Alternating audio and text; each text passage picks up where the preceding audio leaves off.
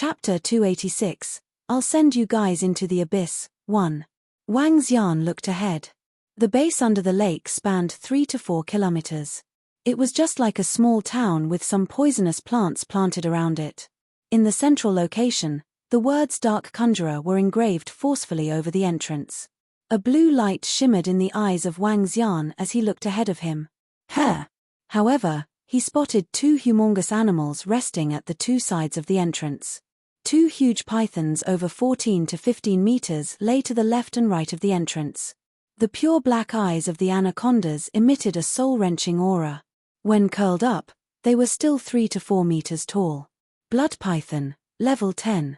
Extractable Dragon Energy, 15,432. 2 inborn realm blood pythons guarding the door. How extravagant. It seems like the Dark Conjurers are much stronger than the Flame Palace, Wang Xian thought to himself. As one of the top 2 assassin groups in the underworld, the strength of the Dark Conjurers was unquestionable. Wang Xian looked through the entrance and saw assassins living in different rooms. In this place, there were all kinds of equipment. However, the people in it didn't show any emotions on their faces at all.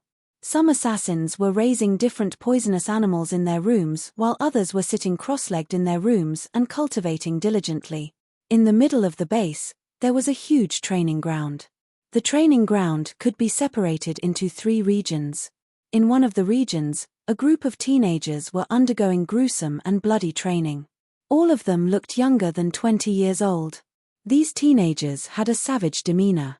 Clearly, they could no longer be seen as innocent teenagers. Addressing them as executioners might be more appropriate. The savage and cold vibes emanating from them indicated that they had definitely killed humans previously. This is what a real assassin group is like. Nurturing and training people into killing machines without any personal thoughts. Wang Xian heaved a sigh when he saw the group of teenagers. Everyone in this place had murderous and savage vibes surrounding them. Compared with Mo Yuan and the rest before they had become Dragonians, the differences were stark. No matter whether they were male or female, they were now all killing machines. Close to the middle of the base, there was a relatively large room. Wang Xian took a closer look and saw a group of elders in the room. There were a total of 6 elders. They stood in the room and were all looking towards a position above them.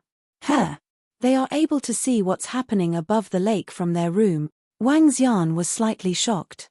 The lake was 7 to 8 meters deep and wasn't exceptionally clear. Looking down from above the lake surface, one wouldn't be able to tell what was below it. However, the Dark Conjurers were able to supervise the situation above the lake with another method. Clearly, the sudden arrival of a group of powerful forces had made them feel a little anxious. However, the few elders didn't show it on their faces. They were very confident about their base and were convinced that no one would find them here. Even if the group of experts were in the vicinity of the lake. The entire Dark Conjurer's base has more than 1,000 assassins and 6 inborn experts. Furthermore, there are countless poisonous animals and 2 inborn realm huge pythons guarding the entrant. Wang Xian squinted his eyes and explained to Mo Qinglong and the group about what he had seen. From now onwards, let's send them into the abyss. Wang Xian realized that he was in love with this cool slogan as he remarked plainly. Mo Qinglong and the crowd smirked. Under the disguise of the abyss masks, they looked extremely creepy. Attack. Moving off, Wang Xian shrouded his dragon power towards the 2 blood pythons. Mo Qinglong, Mo Yuan and the 7 Dragonians also struck as they dashed into the base of the Dark Conjurers. SSS.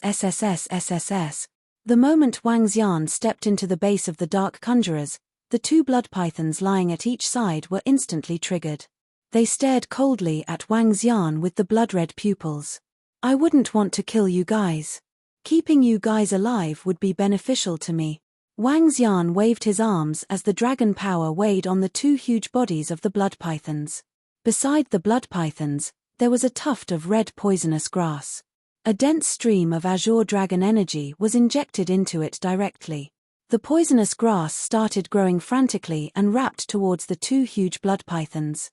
Wang Xian increased his speed to the maximum and landed 2 punches on the heads of the 2 blood pythons, knocking them unconscious before they could react.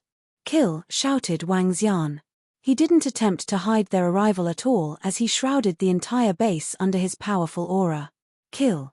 We will send the dark conjurers into the abyss. 7 Dragonians let out a mechanical-like voice from behind their abyss masks which resounded in the entire base of the dark conjurers. What's the matter? Stifling pressure and the cold voice spread to every corner of the dark conjurers' base. The upper management of the dark conjurers, who were observing the situation above the lake from the room in the central location, were taken aback and instantly turned gloomy. Someone has infiltrated our base. This is bad. Our base has been found. The 6 elders were shocked. Moving off, they jumped out from the room through the roof as they looked around them. 10 people. Over there. 10 people who are wearing the abyss mask. They seem to be the newly emerged assassins from the abyss. The 6 elders looked across and saw Wang Xian and the crowd at the entrance. Instantly, their expressions turned solemn. I had not expected anyone to be able to infiltrate our base. They must die. 10 of them. Kill them immediately. The voice of 2 elders propagated throughout the entire Dark Conjurer base. The next instant, the entire Dark Conjurer's base seemed to have come alive. Assassins emerged from various rooms and corners of the base. Every one of them had bloodshot eyes and was staring at Wang Xian and the group harshly as they emerged from their rooms. They jumped to the roof and looked down on the 10 people. Some poisonous animals also crawled rapidly out of the room. Poisonous snakes, scorpions, spiders, blood-red ants, and large centipedes. On the ground, poisonous gas shrouded the paths.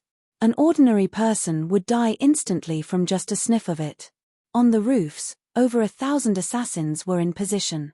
Wang Xian and the group paused and stood in a single row in front of the entrance. The 7 Dragonians looked solemnly across all the assassins.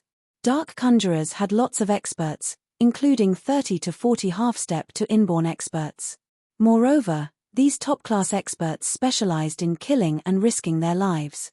Any single one of these half-step to inborn experts would be at the pinnacle of the same level when placed in the outside world. Together with these poisonous animals, they were incomparably horrifying.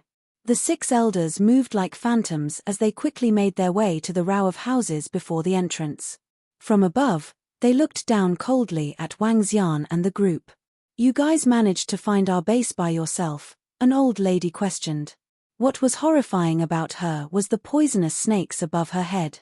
When the old lady spoke, they were hissing and spreading their horrifying mouths. This made Wang Xian recall a horrifying movie he had once seen. The old woman's face was full of wrinkles and her voice was coarse. When she spoke, it sounded like the pitiful cries of a ghost. Her eyes were staring at Wang Xian and the group just like how a poisonous snake stared at its prey. Yep, just the few of us. Wang Xian looked at the 1,000 assassins and countless poisonous animals in front of him and spoke plainly. All right then. You guys can die now. Chapter 287, I'll send you guys into the abyss, too. You guys can die now. A ghastly voice was heard from the base of Dark Conjurers underwater. All the surrounding Dark Conjurer assassins raised the daggers in their hands as soon as they heard the voice. Daggers, the sharpest weapon for assassination. Deadly and fatal at the sight of the blood. Kill. Thousands of assassins spun into quick action under the old lady's order.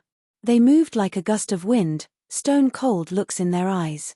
Murderous and savage aura, filling the entire Dark Conjurer's base, could almost make any average person suffocate to death. The thousands of top-notch killers were simply terrifying. I'll leave them to you guys, Wang Xian told the rest of the 9 Dragonians, including Mo Qinglong and Azure Dragon. He did not make his move as he stared coldly at the 6 elders in front of him. These 6 elders were the most powerful existences of the Dark Conjurers. In particular, the old lady in the middle, who posed a slight threat to him. Even though this old lady is not at the same level as Sui Huang, that old thing, it's just a mere difference. Wang Xian looked at the old lady and pondered to himself.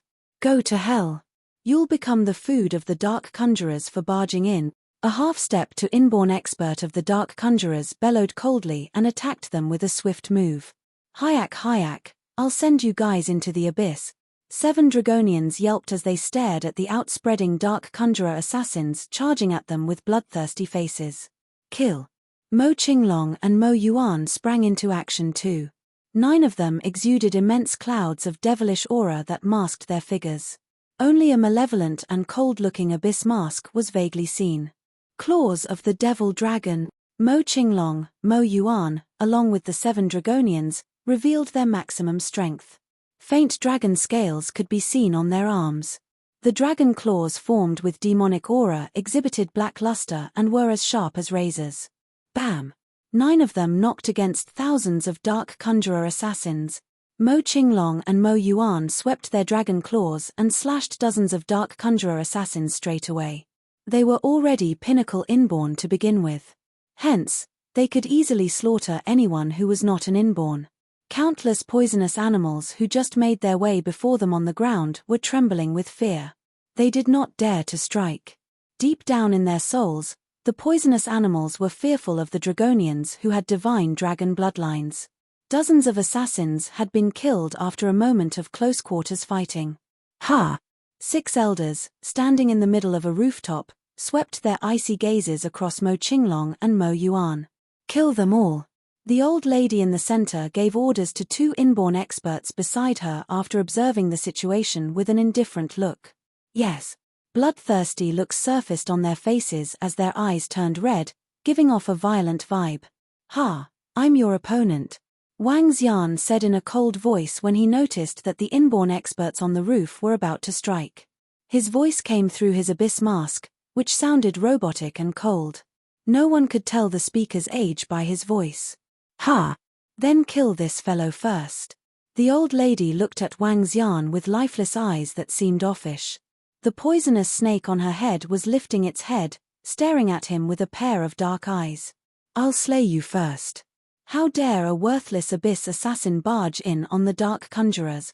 As the 2 old men spoke, they rushed down from the roof, side by side, with daggers in their hands. The daggers were reflecting green radiance as they were smeared with venom. No one could survive a cut. Wang Xian quirked his lips at the corner when he saw the 2 dark conjurer inborn experts assaulting him. He reached out his arm, sending a fiery red ball flying out with rapid speed. The dragon ball emerged ahead of him with sounds of water gushing in. Damn you! Upon hearing the sound from the entrance, the old lady's expression changed. She grabbed the poisonous snakes on top of her head and hurled them at the entrance. Hiss! Only after they were being thrown out, one realized they were 3-headed poisonous snakes. It was terrifying looking with 3 heads sharing a body. The poisonous snakes exhibited imposing might as they opened their mouths and spurted out an ink-colored toxic mist. The toxic mist lingered around the entrance, blocking the incoming flux of the water. Wang Xian was not bothered by it at all. He looked disdainfully at the 2 inborn experts who darted towards him. Boom! The dragon ball suddenly exploded into flames, encompassing the 2 inborn experts immediately. What a strong flame bead! The 2 dark conjurer inborn experts were appalled. They dodged to the side swiftly. Roar! At this time, a soft dragon roar was heard coming out of the dragon ball. Soon after, 2 dark conjurer inborn experts watched in disbelief as daunting dragon claws emerged from the dragon ball. The dragon claws seemed to be solid, formed out of magma. Drops of magma seemed to be dripping from them. Boom! They came down and attempted to claw at the 2 dark conjurer inborn experts' heads. The solid claws were about a half-meter in size each, giving off scorching temperature. 2 of them were aghast with a drastic change in their expressions as they quickly raised their daggers to block them. Ka. However, the sound of something breaking was heard when the solid dragon claws tore them with daunting might and temperature. Ah! 2 painful shrieks were heard, and the 2 dark conjurer experts turned into liquid as soon as the dragon claws struck them. The dragon ball jerked gently as it slowly formed a head, body, and tail of a dragon before Wang Xian. The fire divine dragon was even more realistic than the one during the fight with Flame Palace. Its mightiness was stronger after absorbing the spiritual flame ball and body refining spiritual flame ball. It was almost a level 11. What? A fire divine dragon, 7 meters long, had appeared in front of the dark conjurer experts and killed their 2 inborn experts in a split second. All 4 dark conjurer experts on the roof had dreadful looks instantly. How can this divine dragon be possible? Radiance flickered in their eyes as they warily watched the fire divine dragon that hovered in the air above Wang Xian. The divine dragon seemed to be a living dragon. They could not have believed it was transformed from a flame bead if they had not seen it with their own eyes. Gg. Hiss.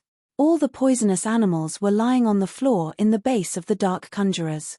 Some of them even tried to flee to the distance in horror as they lost all their fighting spirit. All the dark conjurer assassins in the base were taken aback with a tint of shock flashing across their inhospitable faces. Today, we'll send dark conjurers into the abyss. Wang Xian stood there and spoke to the 4 dark conjurer experts with an emotionless voice. Abyss assassins caught me by surprise. I wonder, how did we offend you guys? The old lady on the roof squinted her eyes into lines, just like snakes. The dark conjurers killed 2 of our people. So, the entire dark conjurers must be annihilated. Chapter 288, I'll send you guys into the abyss, 3. You are really brazen. The old lady stared intensely at Wang Xian and said with her coarse voice. She looked to the Inferno divine dragon but wasn't flustered at all. It's still an inborn realm existence after all. Today, I'll destroy it. After which, I'll make you into a puppet. The old lady shook her head as she said. She had a rather long neck that made her look rather creepy. Kill him, the old lady said casually. The moment she gave her orders, all the people on the roof disappeared from sight. Kill. The other 3 men didn't hesitate at all. They had 100% confidence in the strength of the old lady. He, you are also an inborn realm existence. Within Wang Xian's vision, the old lady had appeared above him, carrying 2 daggers made of bones in her hands. Her speed was astonishingly fast and her strength wasn't something that Mo Qinglong could match. However, she was still just an inborn level expert. If one was considering her cultivation realm, she was probably at the half-step to Dan realm. Wang Xian lifted his head slightly and the Inferno divine dragon above his head did the same. Rumble. A stream of dragon flames spewed forward. What a strong spiritual animal, the coarse voice sounded from the void space. A faint shadow shimmered and appeared 3 meters ahead of Wang Xian creepily. How quick! Wang Xian commented plainly about the old lady. The moment the old lady charged towards him with the 2 bone daggers, the tail of the Inferno divine dragon swept towards her. Rumble. The old lady sank the 2 bone daggers on the tail of the Inferno divine dragon. However, she was still knocked back several steps. Shock gleamed in her eyes as she turned solemn. Let me hold this spiritual animal back while you go and kill him.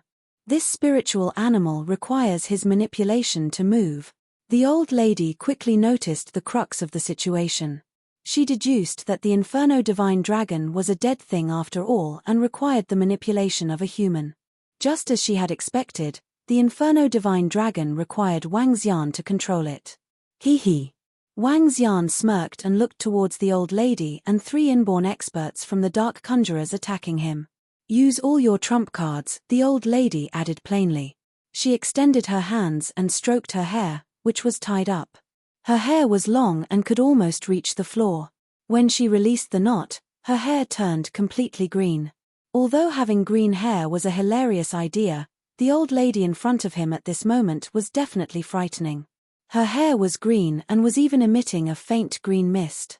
Every strand of her hair was like a poisonous snake as it stood up. Her hair pointed directly at where Wang Xian and the Inferno divine dragon were at and it swayed. A green tinge of light was cast on the old lady's face due to her hair. This made her look just like a vengeful spirit. The other 3 inborn experts from the dark conjurers took out small bottles, gritted their teeth and poured the contents into their mouths.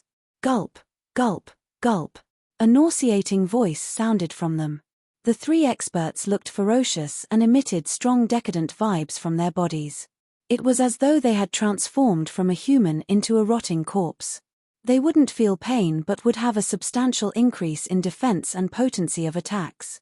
I'm going to bite you into pieces. The 3 experts from the dark conjurers seemed to be in intense pain in exchange for the horrifying strength from their rotting bodies. Haha, this is interesting. Wang Xian looked enthusiastically at the old lady and 3 experts. The four people had increased their strength to a horrifying level by using creepy methods. Even Mo Qinglong wouldn't be a match for any single one of them. Wang Xian laughed loudly and opened his mouth. Roar! The Inferno Divine Dragon flew above Wang Xian before turning into the Dragon Ball and returning to Wang Xian's stomach. After which, Wang Xian stretched his body a little. Rumble. At this moment, a 1-meter-long Divine Dragon circled around Wang Xian constantly. In the end, the Divine Dragon rested its head on Wang Xian's shoulder. Let's fight. Taking off, Wang Xian revealed an arrogant and unyielding expression. This was the first time he was able to fight without worries with all he had in his human form. I'll let you bring along your assassins from the abyss to hell. The old lady attacked Wang Xian like a poisonous snake. The three experts from the Dark Conjurers with decadent vibes also attacked at the same time. I'm the Dragon King, now die. Wang Xian threw his claws forward. The Inferno Divine Dragons instantly wrapped around his arm, covering his dragon claws with flames. SSS SSS SSS. The old lady met Wang Xian's claw with the two creepy bone daggers. At the same time, her hair charged towards Wang Xian like a nest of snakes. Her green hair was rapid and cold like poisonous snakes. Facing her hair was similar to facing thousands of poisonous snakes. Rot. The daggers of the other three experts from the Dark Conjurers were shrouded in a decadent aura. Above the daggers, a unique liquid was flowing. The moment the liquid dripped onto the ground, it corroded the ground and left a hole, approximately half a meter deep. Incomparably horrifying. Is this witchcraft? Wang Xian squinted his eyes. The old lady used the blood and essences of 1,000 poisonous snakes and witchcraft to grow her own hair. This allowed her hair to possess horrifying attacking potency and poison. How could some poisonous snake essences be compared with a divine dragon? Roar. Wang Xian growled loudly. The moment the sound waves hit the old lady's hair, her hair instantly lost its attacking ability. The dragon rules the world. Wang Xian extended his arms and the Inferno Divine Dragon around him moved quickly on his arms accordingly. Dense flames gathered and shot towards the old lady and the other three experts. Rumble. The horrifying flames dried the land completely once again.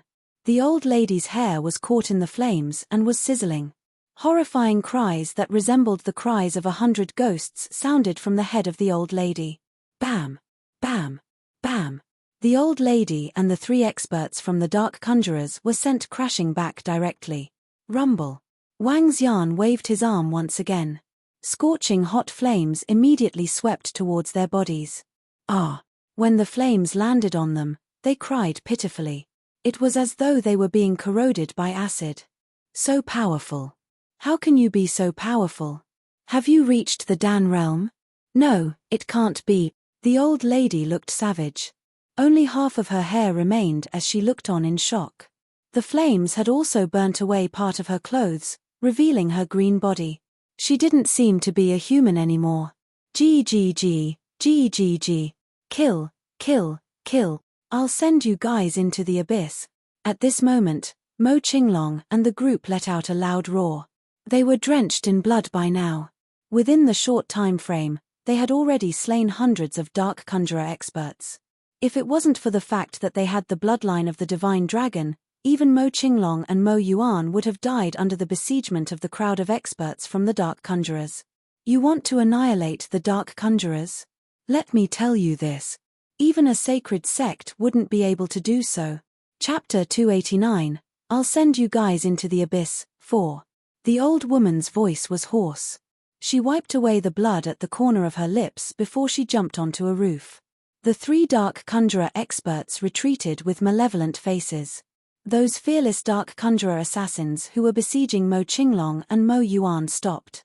All of them moved back uniformly with their usual coldness in their eyes. There was no fear in them. Why? Trying to escape? Wang Xian glared at those Dark Conjurer experts as he approached them slowly. Mo Qinglong, Mo Yuan and the rest moved together beside Wang Xian. All of them had their abyss masks on while casting them death stares. They gave off a bloody, daunting, bloodthirsty and conceited aura. As the group of Dark Conjurer experts retreated, they followed them slowly. All of them moved as though they were ferocious men, entering a tiger's den. May the master conjurer of the dark conjurers arrive. May the master conjurer of the dark conjurers arrive. The voice of the old woman was heard while the rest of the dark conjurer assassins were yelling at the top of their lungs with overwhelming passion in their eyes. May the master conjurer of the dark conjurers arrive. Hiss. Those poisonous insects that were alive crawled slowly to a position on the middle of the ground. Eek. A coffin slowly rose to the ground. Ka. Everyone heard the sound of a coffin opening. I said not to disturb me if there's nothing important. An old but clear voice that sounded like metal was heard. The voice was so cold that it did not sound human. Pa. A palm slowly reached out. But no, it was not a palm. It was a set of bones. Stickman. He was totally a stickman. His arm was almost twice as long as an average person's. A black layer of skin wrapped around its bones. Master Conjurer, please exterminate the enemies for us. The old woman immediately knelt down. Master Conjurer, please exterminate the enemies for us. All the surrounding dark conjurer assassins knelt and shouted loudly. Someone broke into our base. Just kill them off then. The old and clear voice was heard again. Soon after, a figure slowly stood up. A bony old man rose from the coffin without any flesh and blood on him. His eyes were protruding out, and his mouth could not cover his teeth. No vitality could be observed from him. However, this old man that was left with an almost skeletal body turned to look at Wang Xian and the rest. Kill them. The old man was slow in all his reactions as he had been in his sleep for an unknown period. He only managed to spit out 2 words softly. Yet, he disappeared as soon as he finished those 2 words. Someone who is as strong as Sui Huang. Wang Xian drew a deep breath at the sudden sight of a coffin that rose from the ground. His pupils narrowed as an old man came into his line of sight in a split second. Master Conjurer, please kill them all. They have killed many of our members. When the old woman and the dark conjurers witnessed the disappearance of the old man, they exhibited immense confidence. All of them were prideful as they lifted their chins. He was their master conjurer. Invincible master conjurer. Their only faith. The founder of Dark Conjurer. Oh, serves them right for interrupting my sleep. Their consequences. Let them forever rest in their sleep. The ancient and aloof voice cut the air. All the Dark Conjurer's eyes had fires burning fervently in them.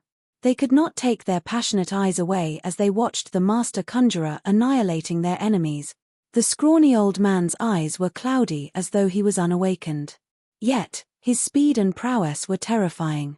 While his voice still lingered in the air, the Master Conjurer was already standing beside Wang Xian. He raised his palm and aimed for Wang Xian's neck. Rough and straightforward with a speed that none of the inborn experts could match up with. Invincible posture. Overlooking stance. He had it all. Pa. Yet Wang Xian raised his arm and contacted with the old man's arm just when every dark conjurer thought their master conjurer could easily squeeze him to death. You shouldn't come out of your coffin again, and act cocky, especially in front of me. Wang Xian's indifferent voice resounded in the entire dark conjurer's base. What?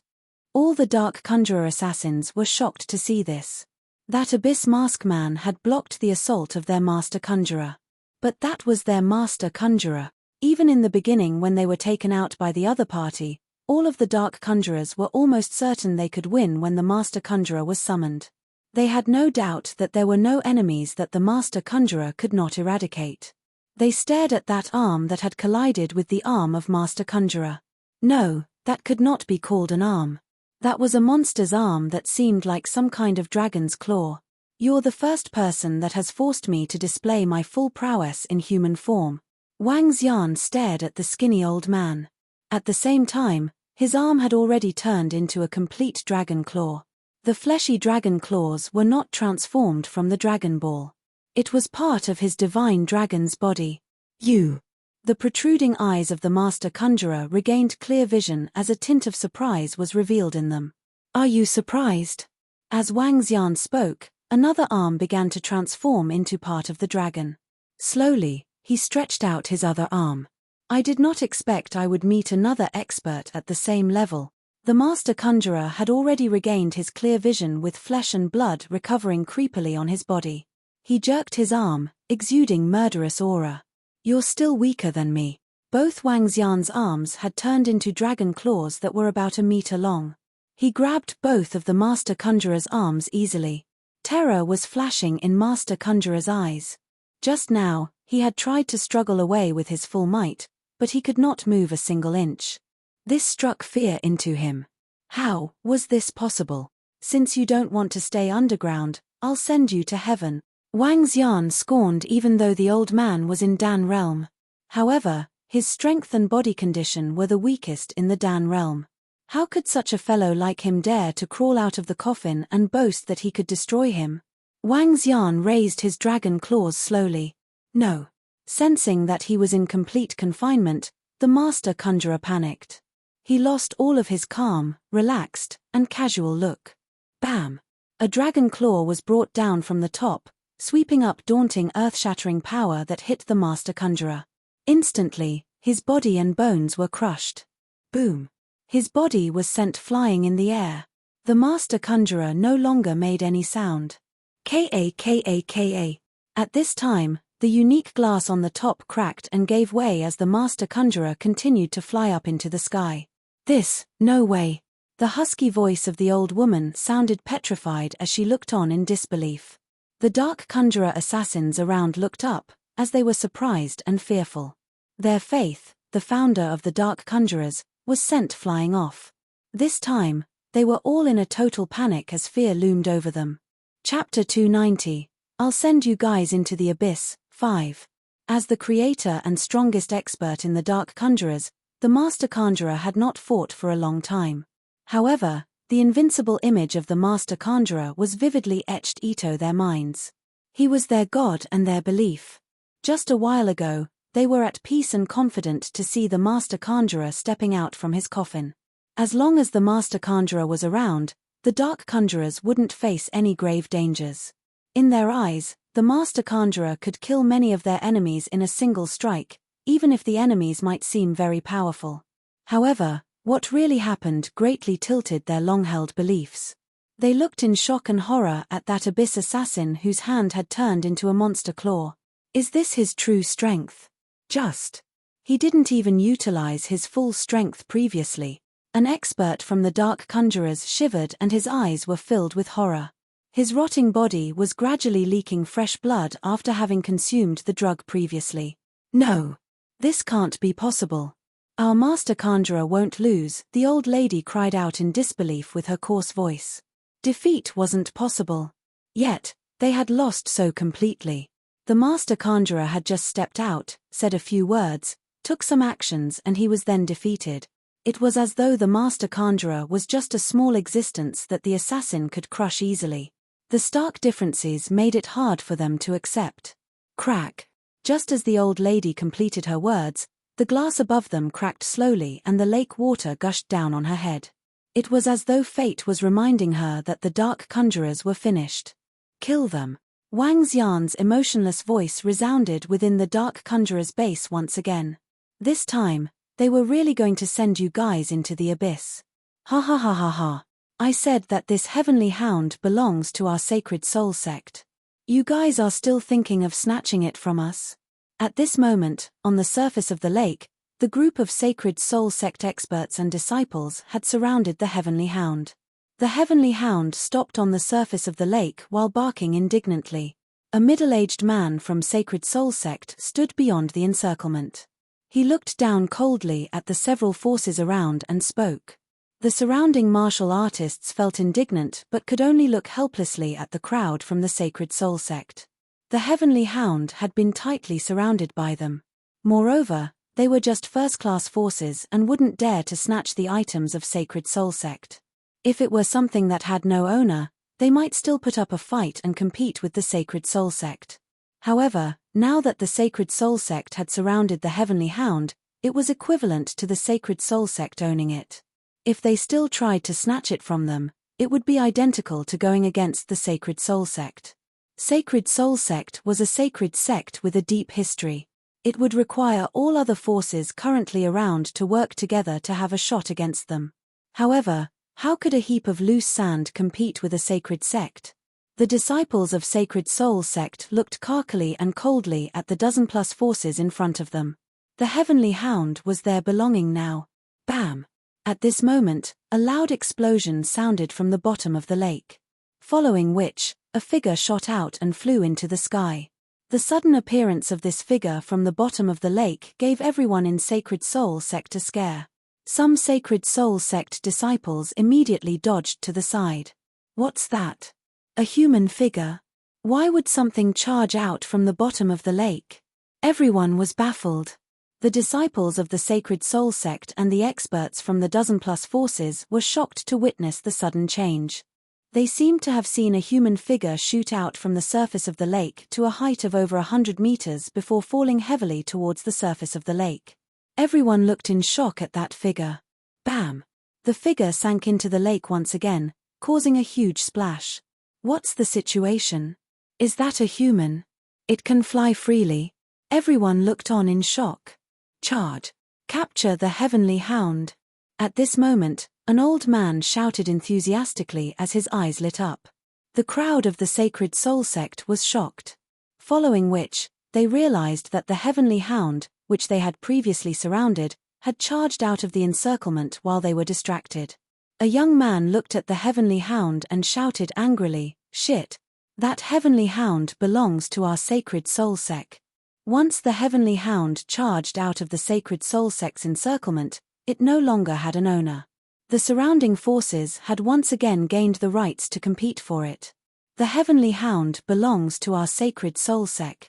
The 3 inborn experts from the Sacred Soul sect released their aura. Without consideration for the surrounding people, a horrifying aura shrouded towards the surroundings. An old man took out a white bead from his chest gloomily. Under the illumination of the Sacred Soul, everyone will be enlightened. Everyone will have to kneel down, mumbled the old man as the white sacred bead glowed in dazzling light. Carrying the light, he charged ahead of all the forces. With a haughty and cold look, he looked down on everyone as though he was passing judgment. "Everyone, do not take a further step forward." The domineering voice of the old man sounded. The dazzling light shrouded an area of 100 meters. Within this space, what was left was just endless white. Even sunlight couldn't shine through it. What? Sacred Soul bead. Shit, who would have expected the Sacred Soul sect to have brought along the Sacred Soul bead? Damn it. Although the Sacred Soul bead isn't that powerful, it could still temporarily halt 4 to 5 inborn experts in the hands of an expert of the Sacred Soul sect. The surrounding crowd looked indignant once again. They had not expected the Sacred Soul sect to be hiding their strength all along. Once again, they experienced how terrifying Sacred Soul sect was. Unfathomable. Their trump card was something they could never match. Imbecile. If you still dare to run, I'll slaughter you. An inborn expert from Sacred Soul sect looked furiously at the Heavenly Hound who was shrouded in strong aura. Run!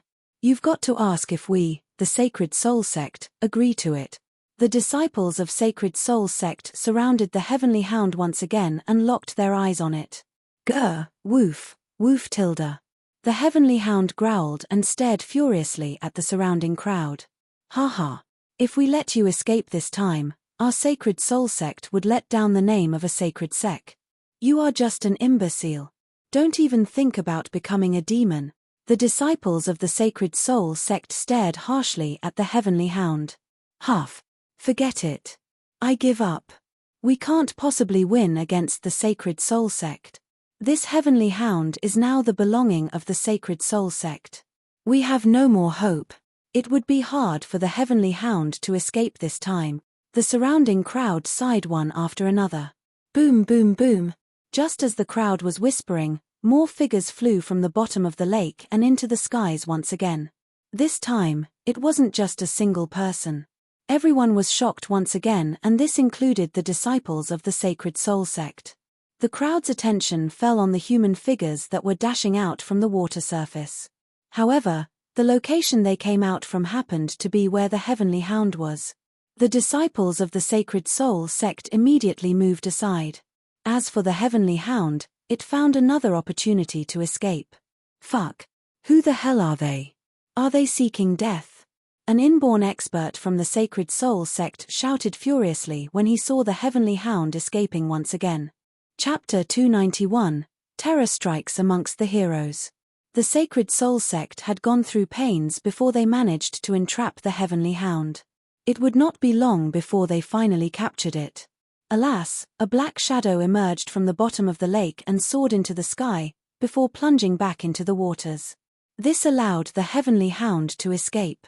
When they exhausted all means to entrap the hound a second time, another black shadow came zipping past yet again.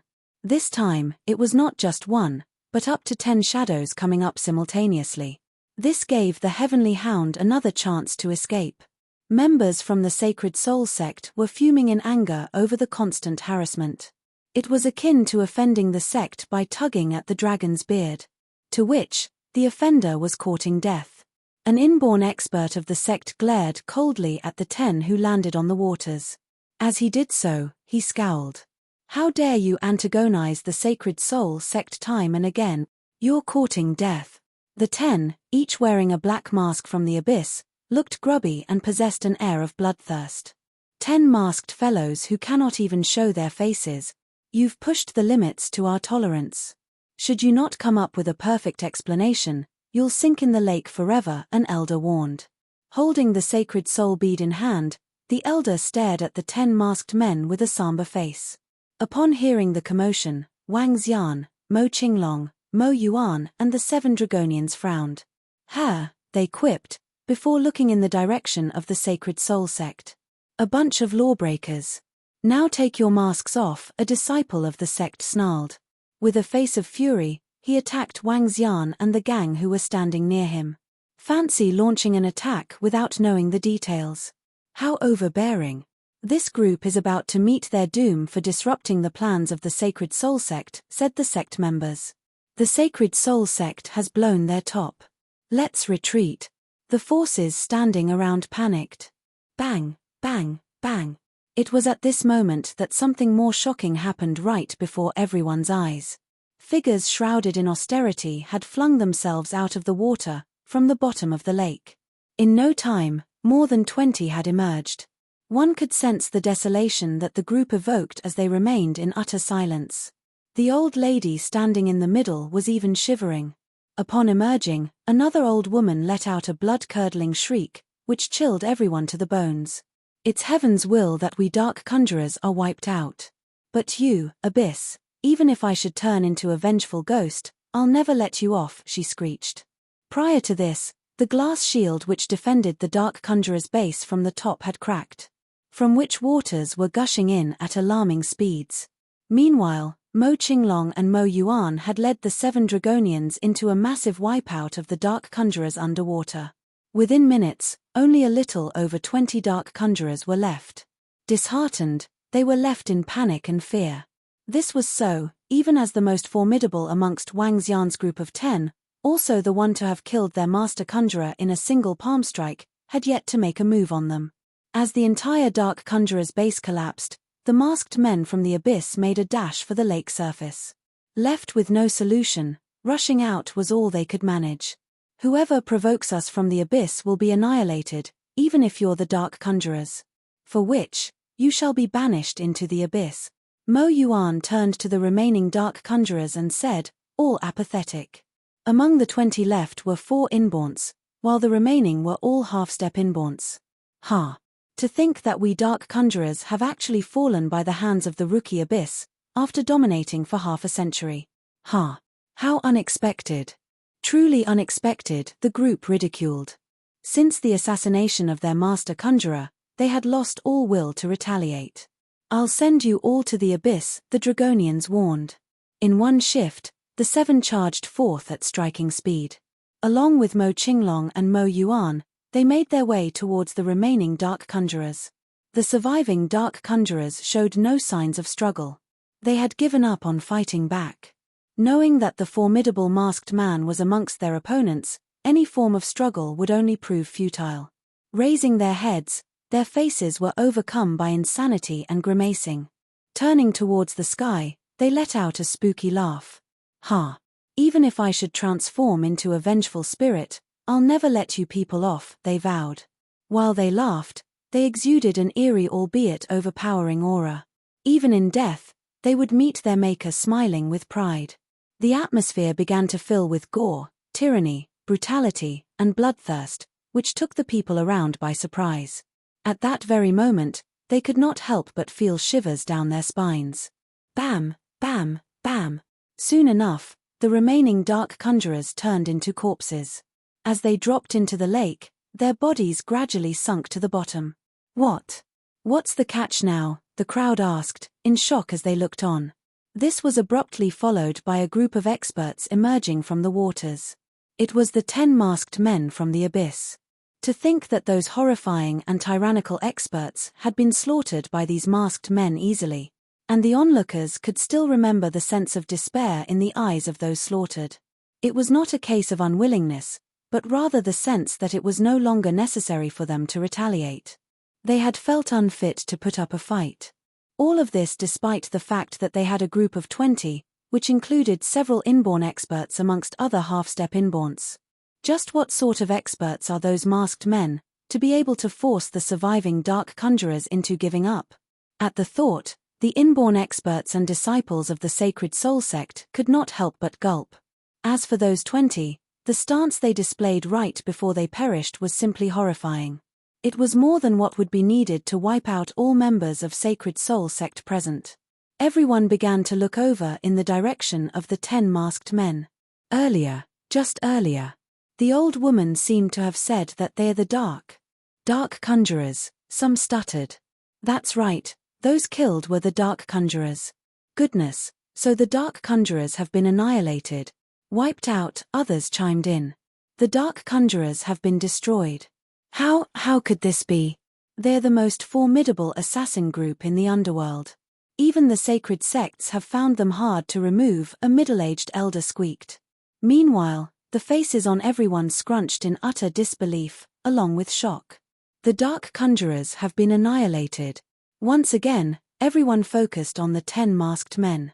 I'll send you to the abyss. Aren't they the abyss who have just risen in fame within the underworld? One questioned. The abyss.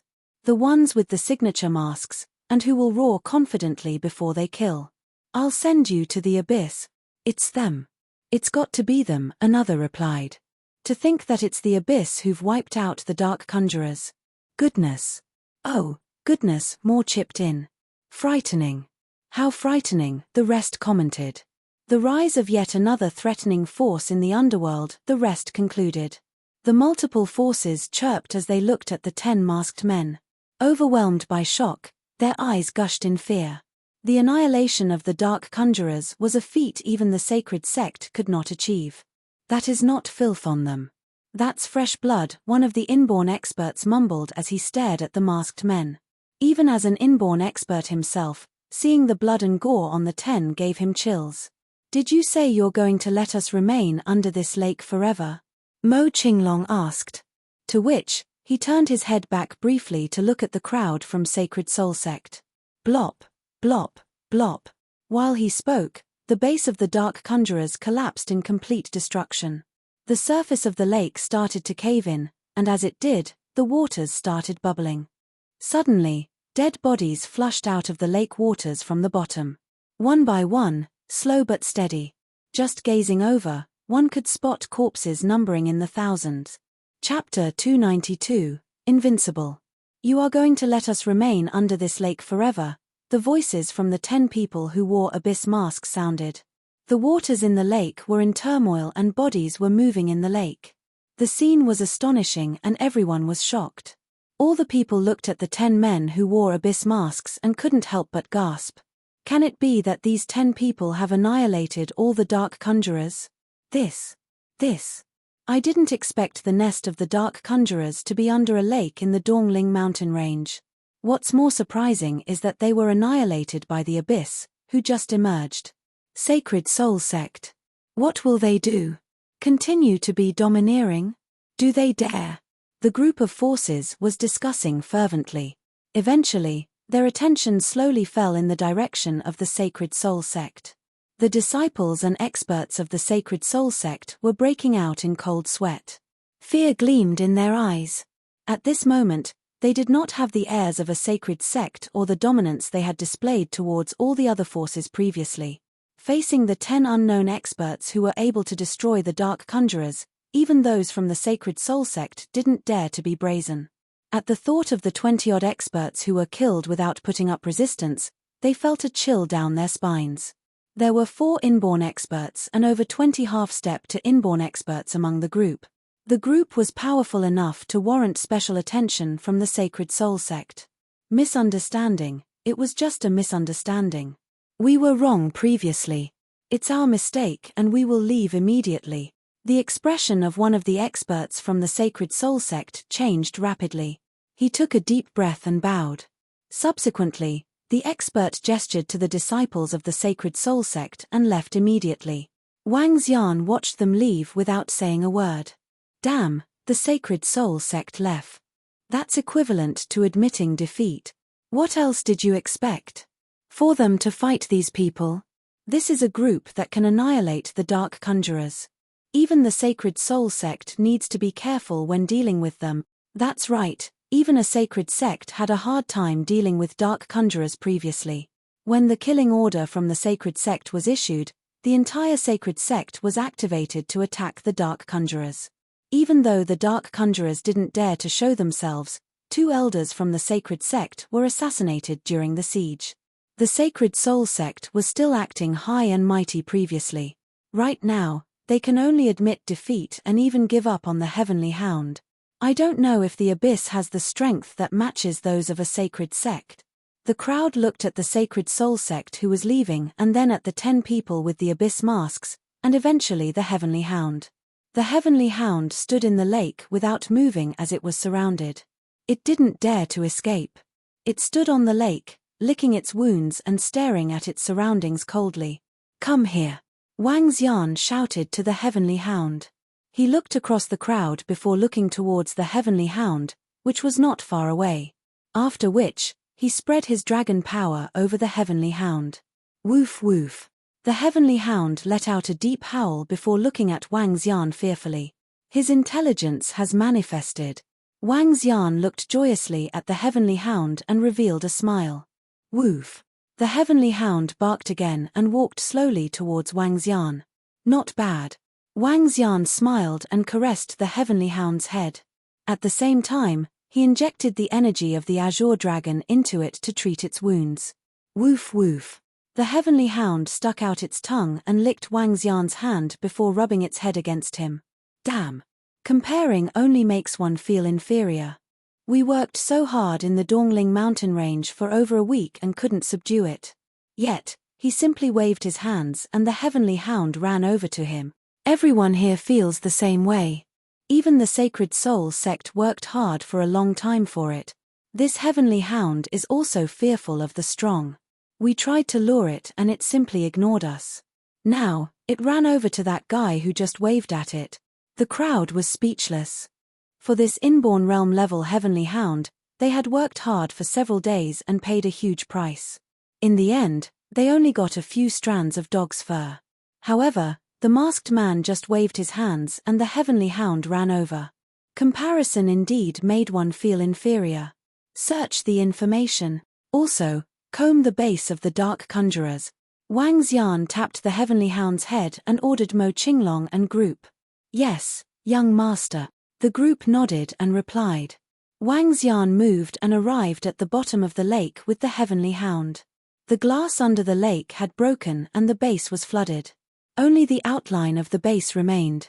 The Heavenly Hound was protected by the water attribute energy. It looked curiously around him and barked a few times. Wang Xian let out a smile as he moved to the 2 blood pythons. The 2 inborn realm blood pythons were bred by the Dark Conjurers through witchcraft. They didn't have intelligence and only had bloodthirst. This type of animal did not have potential and it would be hard for them to evolve again. However, once they were able to manifest their intelligence and cleanse their bloodline, they could evolve again. From blood pythons into serpents, and finally into divine dragons. Wang Xian kept the 2 blood pythons mainly to subdue them to become his subordinates. Submit. Wang Xian moved his finger and 2 drops of essence blood fell onto the head of the blood pythons for them to absorb. The 2 blood pythons were severely injured and couldn't resist it as they absorbed the essence blood directly. SSS.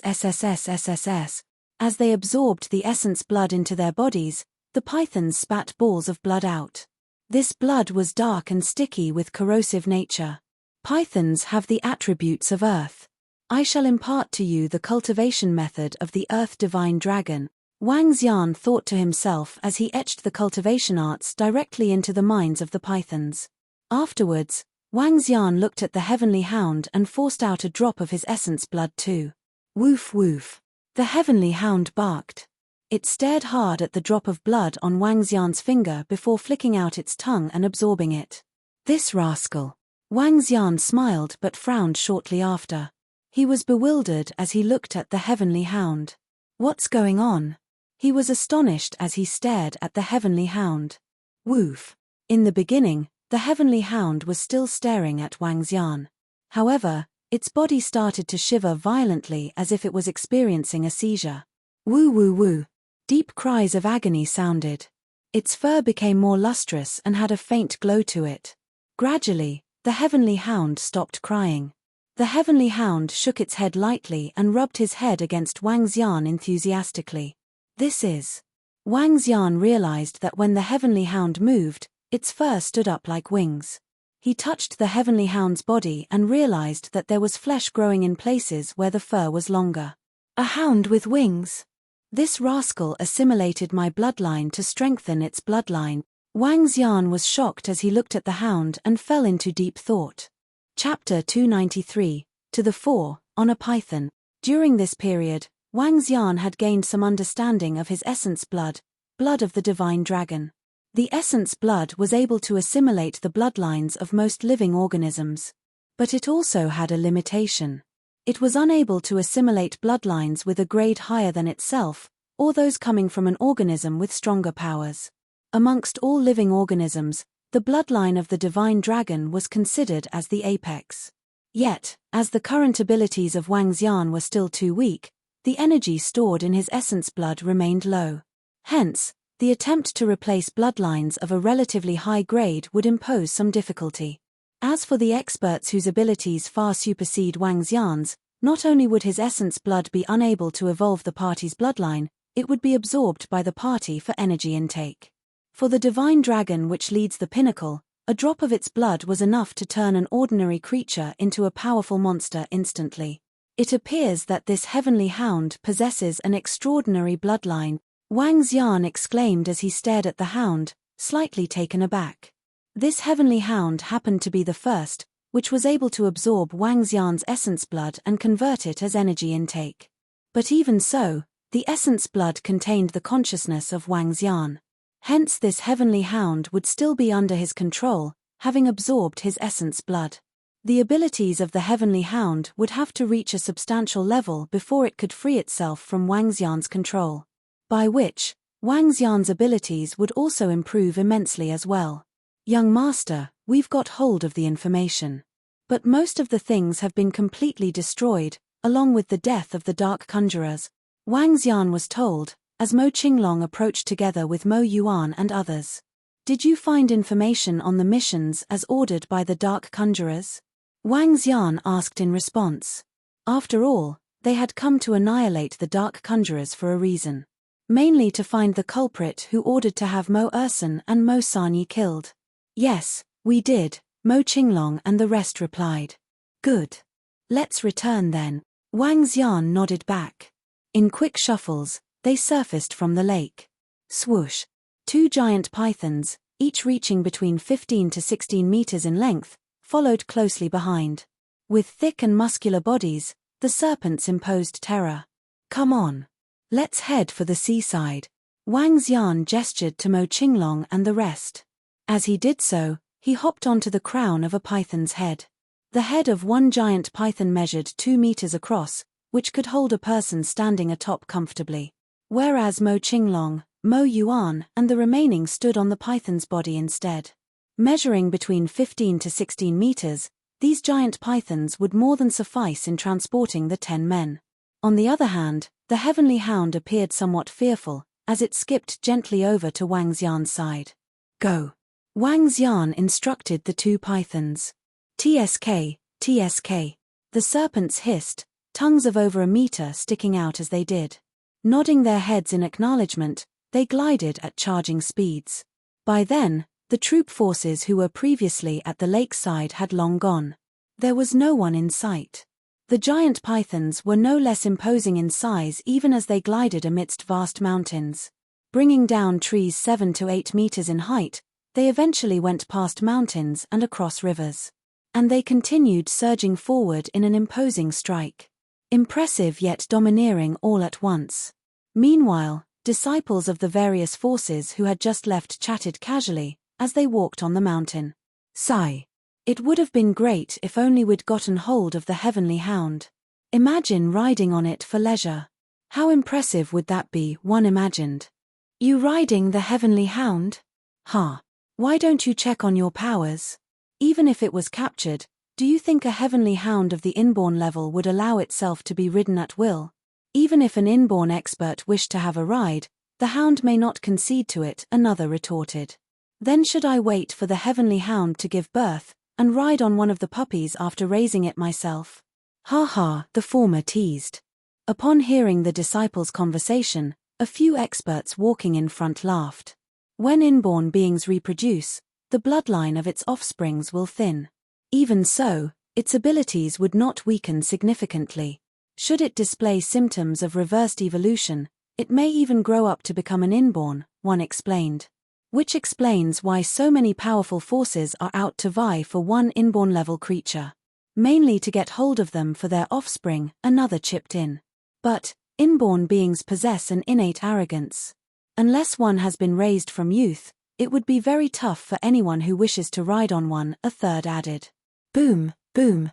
The elders had just finished, when a series of sounds echoed from a distance behind them. It sounded horrifying, as though a tank had bulldozed past the grounds and was charging towards them. Watch out, an expert amongst the sects warned. His forehead trickled cold sweat as he sensed the force of terror coming for them. Out of the way, quick! Out of the way, the crowd shouted. They spun around and looked behind with vigilance. Just then, two gigantic creatures appeared. Crowned with hideous heads and creepy eyes, they stuck out barn-red tongues from their wide mouths. Goodness, a female disciple cried out. She looked on, eyes wide. With a stupefied face, she yelled, "Up there! There are people up there! Giant pythons! Terrifying giants! Out to trample everything," some of her fellows lamented. "This is unbelievable," more said. "The abyss! It's the abyss!" And the heavenly hound, they continued. The two giant pythons were charging at top speed, along with the 10 men riding on them. As Wang Xian heard the ruckus, he turned around, revealing a faint smile. Meanwhile, the heavenly hound exuded an air which overpowered the nearby crowd. Woof, woof. Howl, it barked excitedly at the onlooking crowd, even mimicking a fox and ending off with a howl. How awe-inspiring.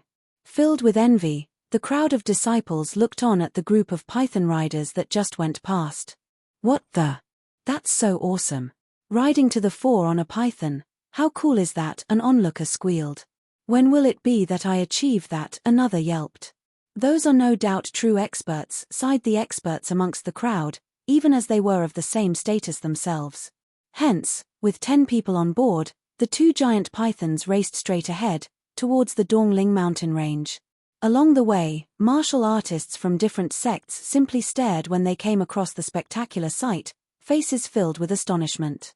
Carrying all aboard, the giant pythons dived into the sea. Wang Xian transformed into a divine dragon, and together the group made their way towards Rivertown. After 5 hours, Wang Xian arrived at the villa's doorstep. Overwhelmed in excitement, the heavenly hound shook off the seawater on its body and proceeded to check out its surroundings. Despite its moderate size, the hound boasted greater intelligence. "Let's go," Mo Yuan said. He then took his leave with the 7 Dragonians, leaving Wang Xian and Mo Qinglong to return to the villa. "Young master, let me go look up information on the murderer," Mo Qinglong reported. With a hard drive in hand, He proceeded to enter a computer room. All information on the dark conjurers was stored on a desktop. Wang Xian nodded in approval before plonking onto the sofa, looking all laid back. Woof, woof. As it strolled around, curious about its surroundings, the heavenly hound let out a bark. Come over here. Could you transform your appearance a little? Wang Xian said to the hound as he waved to it. The appearance of the heavenly hound was known by many. Should it be discovered here, it would be easy for others to figure out its ties with the abyss. Woof, woof. The heavenly hound barked in response before its fur started to change in color, turning all gold. Chapter 294, Hold the Plane and Move, 1. Xiao Xian has been away for several days and is finally back. I wonder, did he bring any beautiful girls back this time? Every time he returns, he brings one back. At 5 in the evening, Guan Shuqing and Lan Qingyue's voices sounded from outside the house. Wang Xian, who was drinking tea and lying on the sofa in the living room, was speechless. Brother, Xiao Yu shouted as she entered through the door. Your brother is here. Wang Xian stood up and answered with a smile as he saw the 4 beauties walking in. What? Xiao Yu and the girls shouted in amazement and hurried over. Wang Xian smiled gently as the side of his mouth lifted. He thought his charm had gotten stronger. What a beautiful dog. It is so cute. Look at its eyes. They're glittering. It must be a smart dog. Its fur is so smooth and feels so great. The 3 of them were surprised and delighted as they caressed the heavenly hound.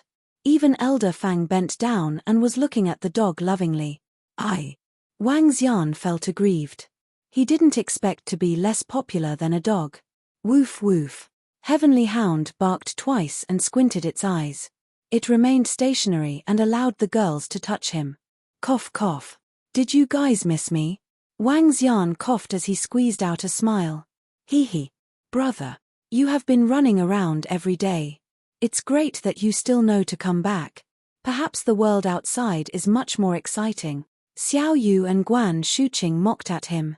Wang Xian laughed it off and said, I went out to settle some things. Look at this big family. I need to work hard to feed all of you. TSK, excuses. Although Guan Shuqing and Lan Qingyu were still mocking and grumbling about him, it was clear that they had missed him after not seeing him for several days. The group sat on the sofa and chatted. My dear disciple, has school ended? Soon, the voice of Sui Huang came from outside. After which, the group saw him walking in with Xiao Ran. Master, Guan Shuqing greeted with a bright smile. Oh, brother Wang Xian is back. Sui Huang greeted Wang Xian when he saw him. Sui Huang had a bright smile on his face. Yeah, Wang Xian replied with a nod. Master, Xiao Ran greeted and walked over joyously. Hey! At this moment, Sui Huang was shocked to see the heavenly hound lying in a corner. Hey, brother, it seems like you got something good on this trip. Inborn Realm Heavenly Hound has only appeared once in history. He stared at the heavenly hound and spoke with a smile. Woof woof. The heavenly hound barked at him ferociously when it heard his words. It was apparent that the heavenly hound, who had intelligence, disliked what the Sui Huang had said. I was just lucky. Wang Xian replied with a smile. Xiao Yu and the group were shocked as they looked at the heavenly hound. Their eyes widened as they asked, this dog is an inborn realm existence? Yes. Wang Xian smiled and replied with a nod. He then looked at Xiao Yu and Guan Shuqing and said, the dog is an inborn realm existence and I won't be giving it to you guys. Instead, I will give it to Qingyu and let the heavenly hound stay by her side. At this point, Xiao Yu's strength was considerably good. As for Guan Shuqing, she had Sui Huang with her and thus wouldn't be in any danger. As for Lan Qingyu, even though her 8 extraordinary meridians were cleared, she was still rather weak. Having the heavenly hound to protect her would make Wang Xian feel more assured. Is it true? Lan Qingyu was ecstatic when she heard Wang Xian. She looked at Wang Xian with affectionate eyes. Of course. Wang Xian smiled. Xiao Yu and Guan Shuqing both smiled and didn't say anything. Among the 3 of them, only Lan Qingyu needed to be protected. That's great. What's its name? Heavenly Hound isn't a good name. I will call it Tian Tian. Hee hee. Not bad, not bad. Lan Qingyu walked beside the heavenly hound happily and started rubbing its head. She was overjoyed. Oh yes, disciple. Now that brother Wang Xian is here, could you go to the capital with me? Asked Sui Huang. The objective of going to the capital was to hold the disciple acceptance ceremony for the Sui family. As a family with a deep history, taking in a disciple was a matter of importance. The ceremony was also seen as extremely important. It was especially so for someone of Sui Huang's level. At the same time, this would be a significant event for the Sui family. The strongest man in the Sui family would be taking in his last disciple. Seeing Guan Shuqing looking at him, Wang Xian nodded in agreement. Since Sui Huang would like to have a disciple acceptance ceremony, he had no qualms with it. I will go with you when the time arrives, said Wang Xian. He looked at Xiao Yu and Lan Qingyu who were at the side and asked, do you all want to go to Shangjing to have fun for a few days? That would be great. That was what we are thinking too. Xiao Yu and Lan Qingyu nodded in agreement immediately. They had smiles written all over their faces. All right, old Sui, when will we go over? Wang Xian asked with a smile. Tomorrow. I have chosen an auspicious time and date. Let's head to Shangjing first, replied Sui Huang with a bright smile. All right. In that case, we will set off tomorrow morning. I haven't been to Shangjing before. Let's enjoy ourselves in the capital, said Wang Xian while nodding his head. Haha. In the capital, you guys can play all you want. That's my territory and everyone will have to show me some respect. Xiao Qing. As my disciple, you can do whatever you wish in Shangjing, Sui Huang said with dominance. He looked at Wang Xian and lifted his head slightly. It's about time he showed this rascal what he was capable of. The group was conversing happily as Wang Xian brought Xiao Ran to the side to assess his strength. To his astonishment, Xiao Ran had reached level 8 martial artist over this period of time. That was an astonishing pace. However, when he heard that all the spiritual medicine was used by Sui Huang, he felt a little speechless. As an alchemist, Sui Huang had made use of elixir pills to help Xiao Ran and Guan Shuqing improve their level. This old man still has his own method. Wang Xian was glad. Even he could not improve a person's strength this rapidly. The next day morning, Wang Xian, Guan Shuqing, Xiao Yu and Lan Qingyu followed Sui Huang to the capital. The ceremony will be held tomorrow. Xiao Qing, you should get ready. The process is simple and is mainly to announce to the rest that I'll be taking a disciple. When you reach Shangjing today, you can enjoy yourself as you want. There are a lot of interesting places in Shangjing. Sui Huang happily lay down on his seat in the plane as he smiled and spoke to Guan Shuqing. He was glad to be able to take a disciple like her. Finally, he had someone to pass his skills down to. This was also a form of insurance for his Sui family. Yes, Master. Guan Shuqing smiled and answered. The distance between River Town and Shangjing wasn't far. It would just take 2 hours by plane. Boom. However, when the plane was approaching the Shangjing airport, a loud explosion erupted. Chapter 295, Hold the plane and move, 2. Boom. D. Wang Xian and the gang were lying down, taking a rest on the plane when a buzzing sound was heard unexpectedly. Soon after, the emergency alarm went off on the plane. What's going on? What happened? What happened? Why did the alarm go off suddenly? Did we meet with some extreme weather? The passengers stood up immediately, looking panicky as they asked the air stewardess beside them as loud as they could. Fasten your seat belt. Please, fasten your seat belt and stay calm. There was slight anxiety in her eyes, but she calmed herself down and yelped at the top of her lungs. Bam, bam, bam. Ah. At this time, a louder grinding sound was heard while the plane rocked twice again. Please fasten your seat belts. We're in an emergency situation, and we're in the midst of resolving it. All passengers, please stay calm. Just then, the entire plane was filled with the voice of the flight attendants. Hurry, stop them now. At the same time, 4 to 5 security personnel on the plane sprinted past Wang Xian and the gang's seats, looking appalled. What's the matter, hijacking? Or Wang Xian sat up puzzledly as he peered towards the back. They were sitting in the first-class seats, and there should be more first-class seats in the back. He looked over his shoulder at Sui Huang. Boom. Just then, another booming sound was heard again. Are we going to be all right? What the hell is going on? The passengers were screaming in horror from the front.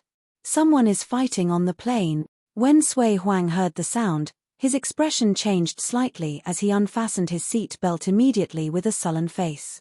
You guys stay here while old Sui and I will check it out. Wang Xian immediately stood up and spoke to Xiao Yu and the rest. Okay. Those girls were wondering as they peered at the back. Gentlemen, please go back. We'll take care of this, and we'll settle it soon. When the air stewardess saw them standing up, she quickly told them this anxiously. We'll just take a look.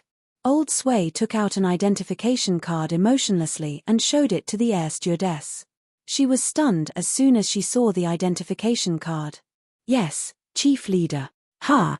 Wang Xian peered over with a bizarre look.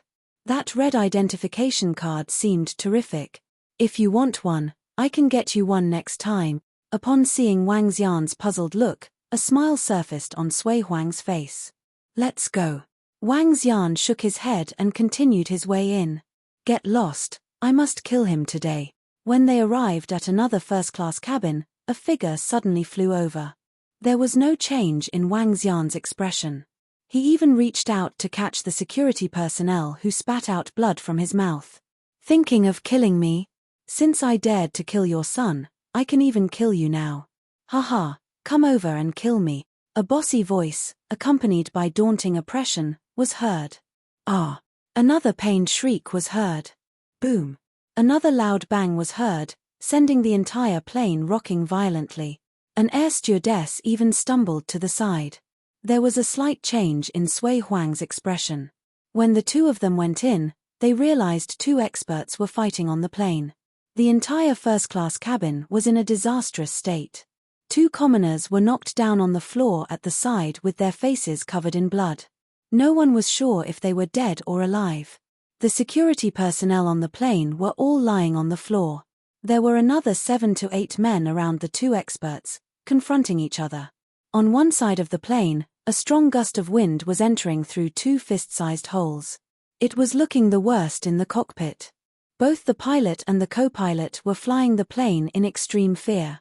Boom! As they entered, the two inborn experts started another round of intense fighting again. Ka. The plane could not take the magnitude of the power exhibited by two inborn experts. As such, the hole began to tear even wider. It became a 2.5-meter wide hole with strong wind rushing in, causing the entire plane to shake violently.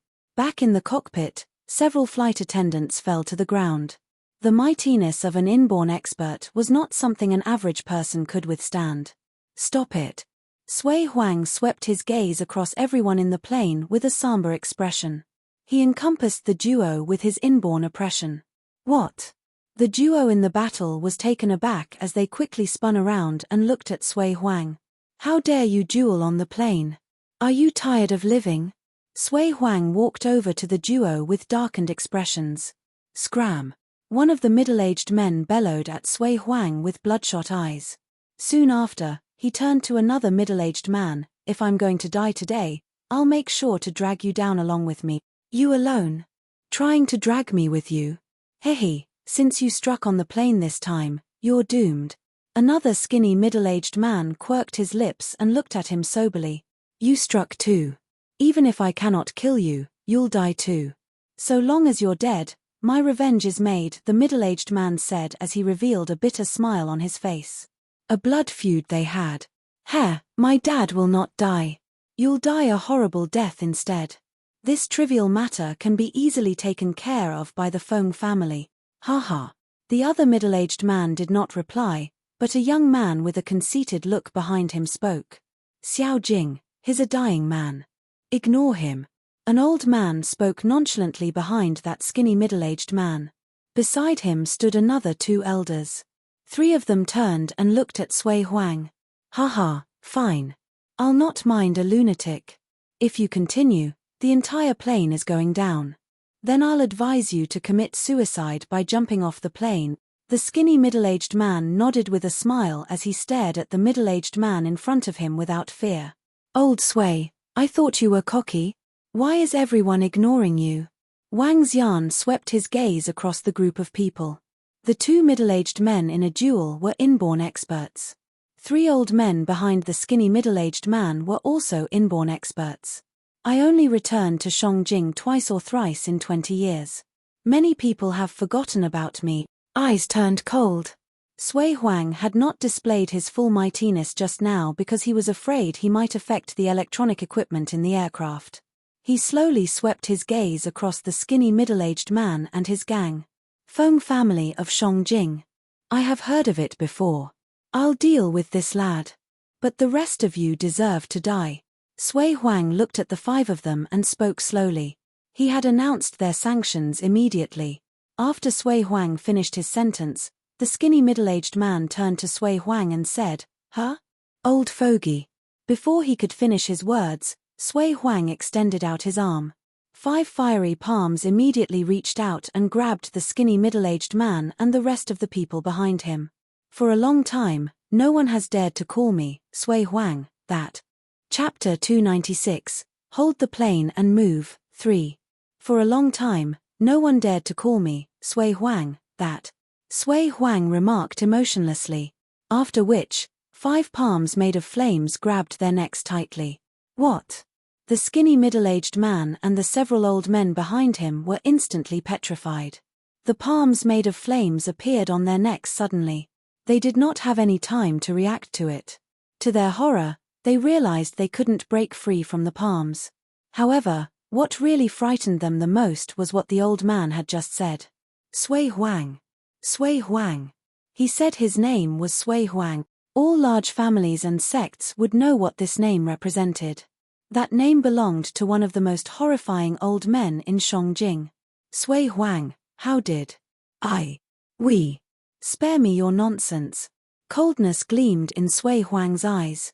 When he moved his arm, the palms made of flames moved. Crack crack. The 5 men's eyes widened and were filled with disbelief.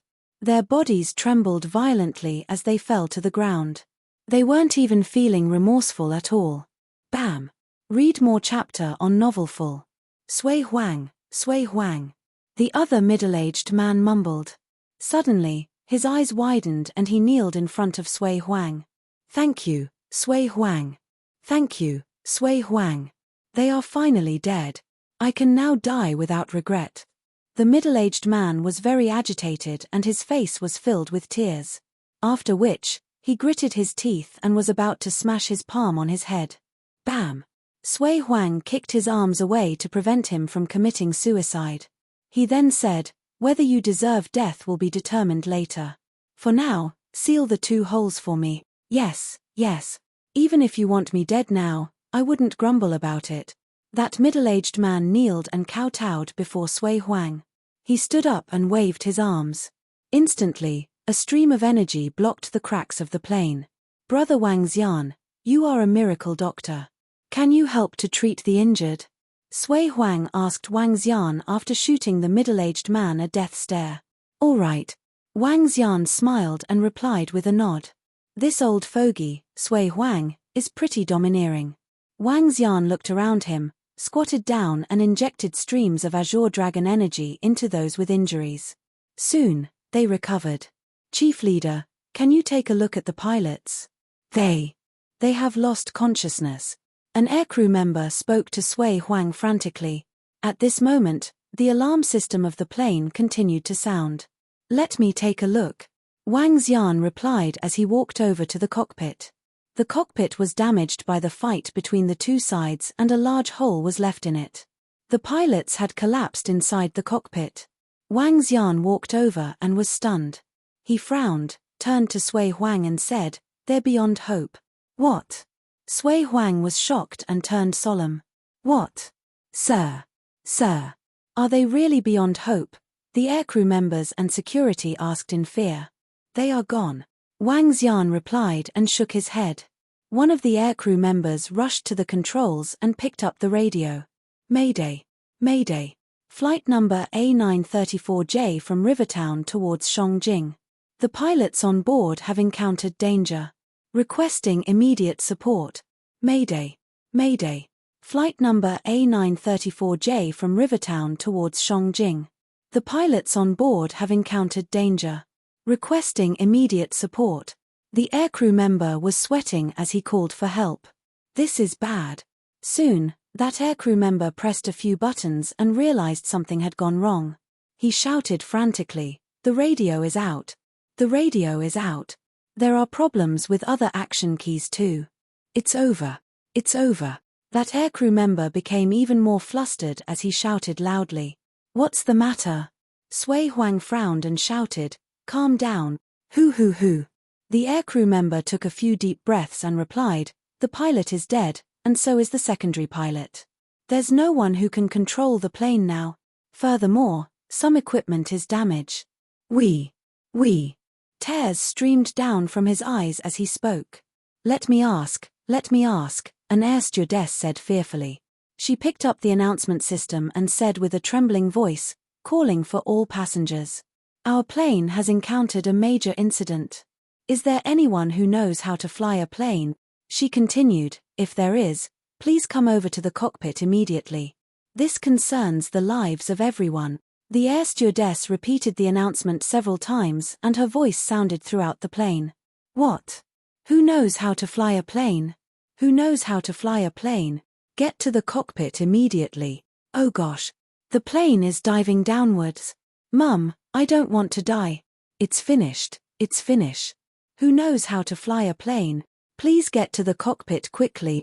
The plane has deviated from its path and is slanting down now. I don't want to die. I still have a family. My children." When the passengers heard the air stewardess's announcement, panic broke out. However, no one stood up. In this era, a pilot wasn't common. "Is there anyone who knows how to fly a plane? Please come to the cockpit immediately.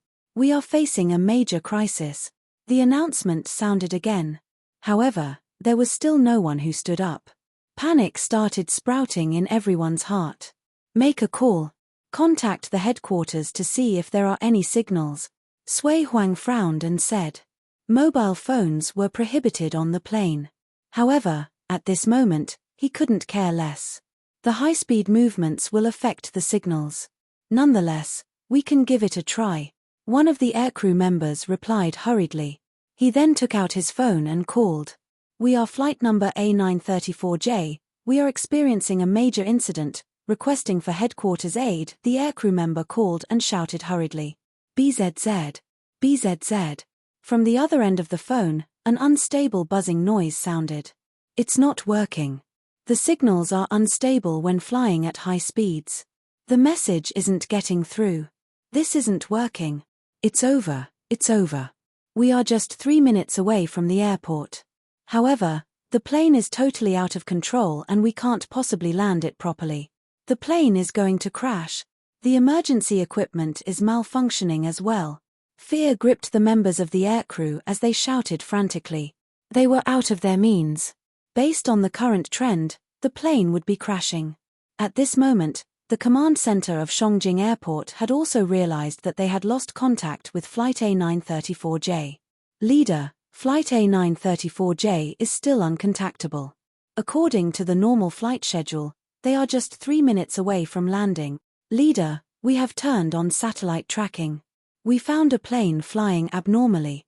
Leader, we received an emergency call from Flight A934J. However, the voices were constantly interrupted and we couldn't hear anything. Hurry up. Lock down on their position with satellite and identify the problem they are facing. Continue to contact them. We definitely must establish contact with them." At this moment, the various leaders from the airline were commanding frantically. If something was to happen to the plane, the repercussions on the airline would be grave. If there were a lot of casualties, even the higher management of the airline would need to bear the responsibilities. "Oh gosh. Flight A945J is totally out of control and is spiraling down," one of the staff members shouted desperately at this moment. All the management members from the airline looked up. A plane was barreling towards the ground at an astonishing speed. Everyone trembled and was frightened. Dear passengers, I would like to inform you of an unfortunate piece of news. The plane will crash in 3 minutes. We will try our best to force an emergency landing. Please pray for us. At this moment, a desolating piece of news was broadcasted through the announcement system. No. No. Don't. How did this happen? How did this happen? I don't want to die. I want to make a call. I still have words for my wife and my children. The passengers screamed in fear. Some passengers turned on their phones and tried to convey their last words to their loved ones. The air stewardesses did not stop them. Instead, they did the same and started drafting their messages. They were in complete despair. Everyone felt hopeless. If the plane crashed, how many of them could possibly survive? Everyone in the cockpit squatted down in despair and their bodies couldn't help but tremble. These few rascals. Only causing troubles for others. Sui Huang was gloomy and clenched his fist tightly. How far are we from the airport now? Wang Xian frowned and asked one of the aircrews at the side. We are roughly 15 kilometers away. Boom. As the aircrew spoke, the plane started turning. The group fell and rolled towards the far end. Over 10 kilometers. Wang Xian had a gloomy expression as he looked at the control system. He then pulled the red valve on the end. Rumble. With the propulsion system stopped, the plane fell straight down. Harise, old Sui. Let's give it a try. Wang Xian smiled as he spoke calmly to old Sui who was beside him. Huh. Sui Huang was stunned. Soon, he nodded and smiled. If I was alone, I wouldn't be confident in doing this.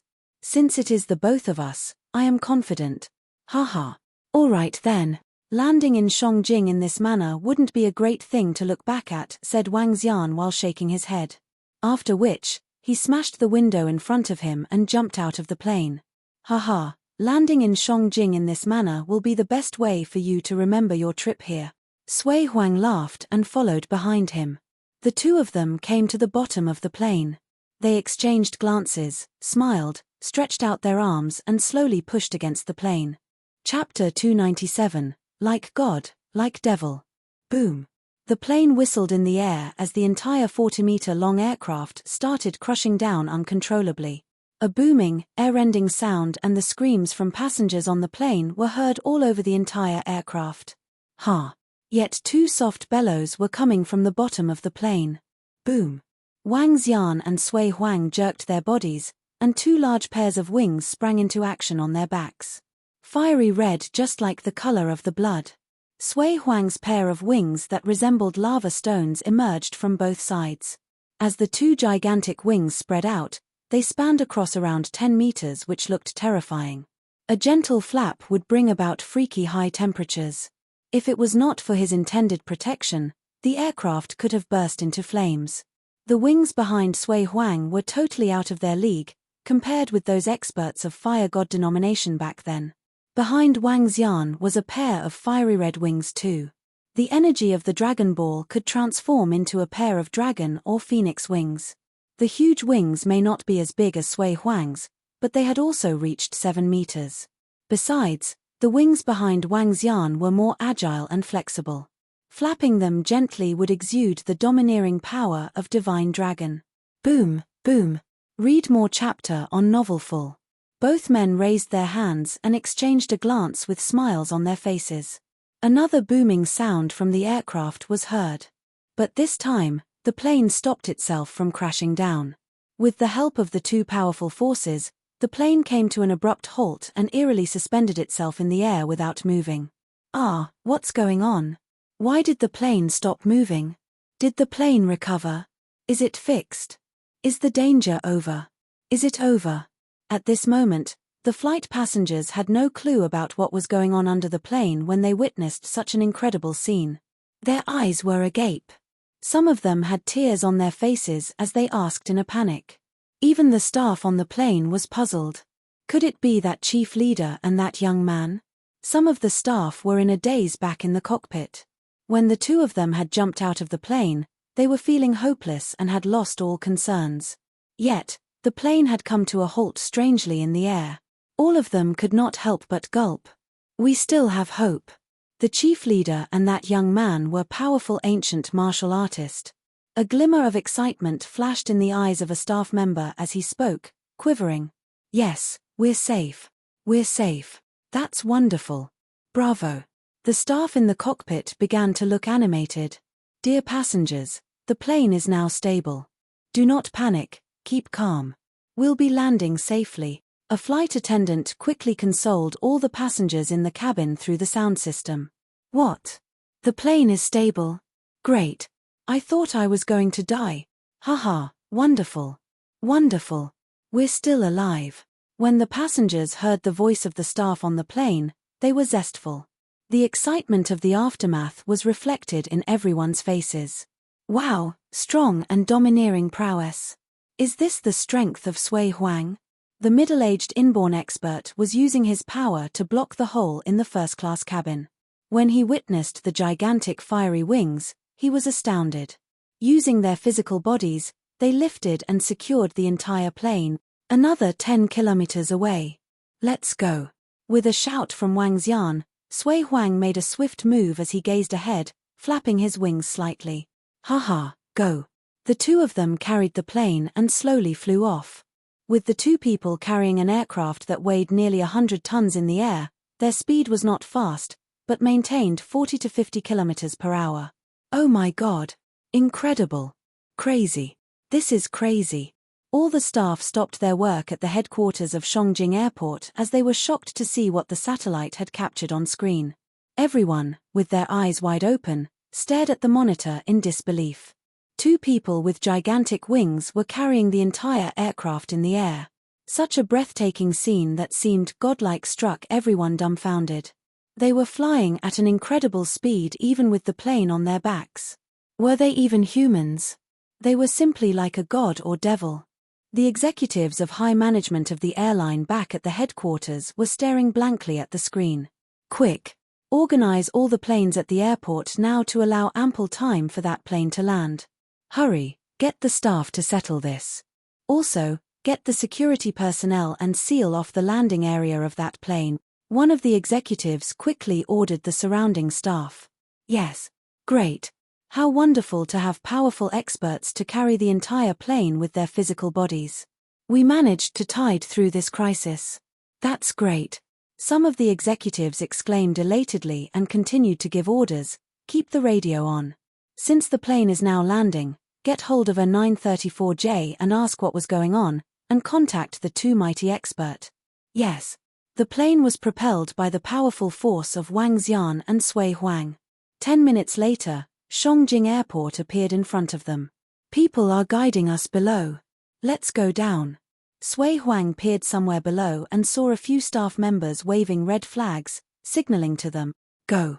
Wang Xian made a swift move, and the wings behind his back disappeared. If his wings were still around at this time, he would be in the limelight. Sui Huang also withdrew his pair of wings as they lifted the plane while walking in the air. Gulp. The surrounding security personnel and the airline executive below swallowed their saliva. Two experts supported an aircraft, walking in the air. That seemed just like what deities would do. Boom. An aircraft that weighed 100 tons was put down gently on the runway by two experts as everyone watched astoundedly. Gosh, they're godlike humans. The airline executives ran towards them with fear and respect. They bowed their bodies as though they had met deities. Hello, two experts. Thank you very much. They did not know how to address them as they spoke frightfully. Okay, I'll leave you guys to handle the remaining matters. Sui Huang was impatient as he saw the people from the airline. He took out his red identification card and waved to them. What? When they saw that card, their eyes could not help but narrow. All the more respect they had for him. Yes, Chief Leader. The group of airline executives responded loudly in fear and trepidation. Chapter 298, 2 Senior. Xiao Xian. Master. Beside the plane, Xiao Yu, Guan Shuqing and Lan Qingyu had just alighted from the plane when they saw Wang Xian and Sui Huang. They immediately called out to them. Xiao Xian, what happened to the plane? The group of girls walked over and asked Wang Xian.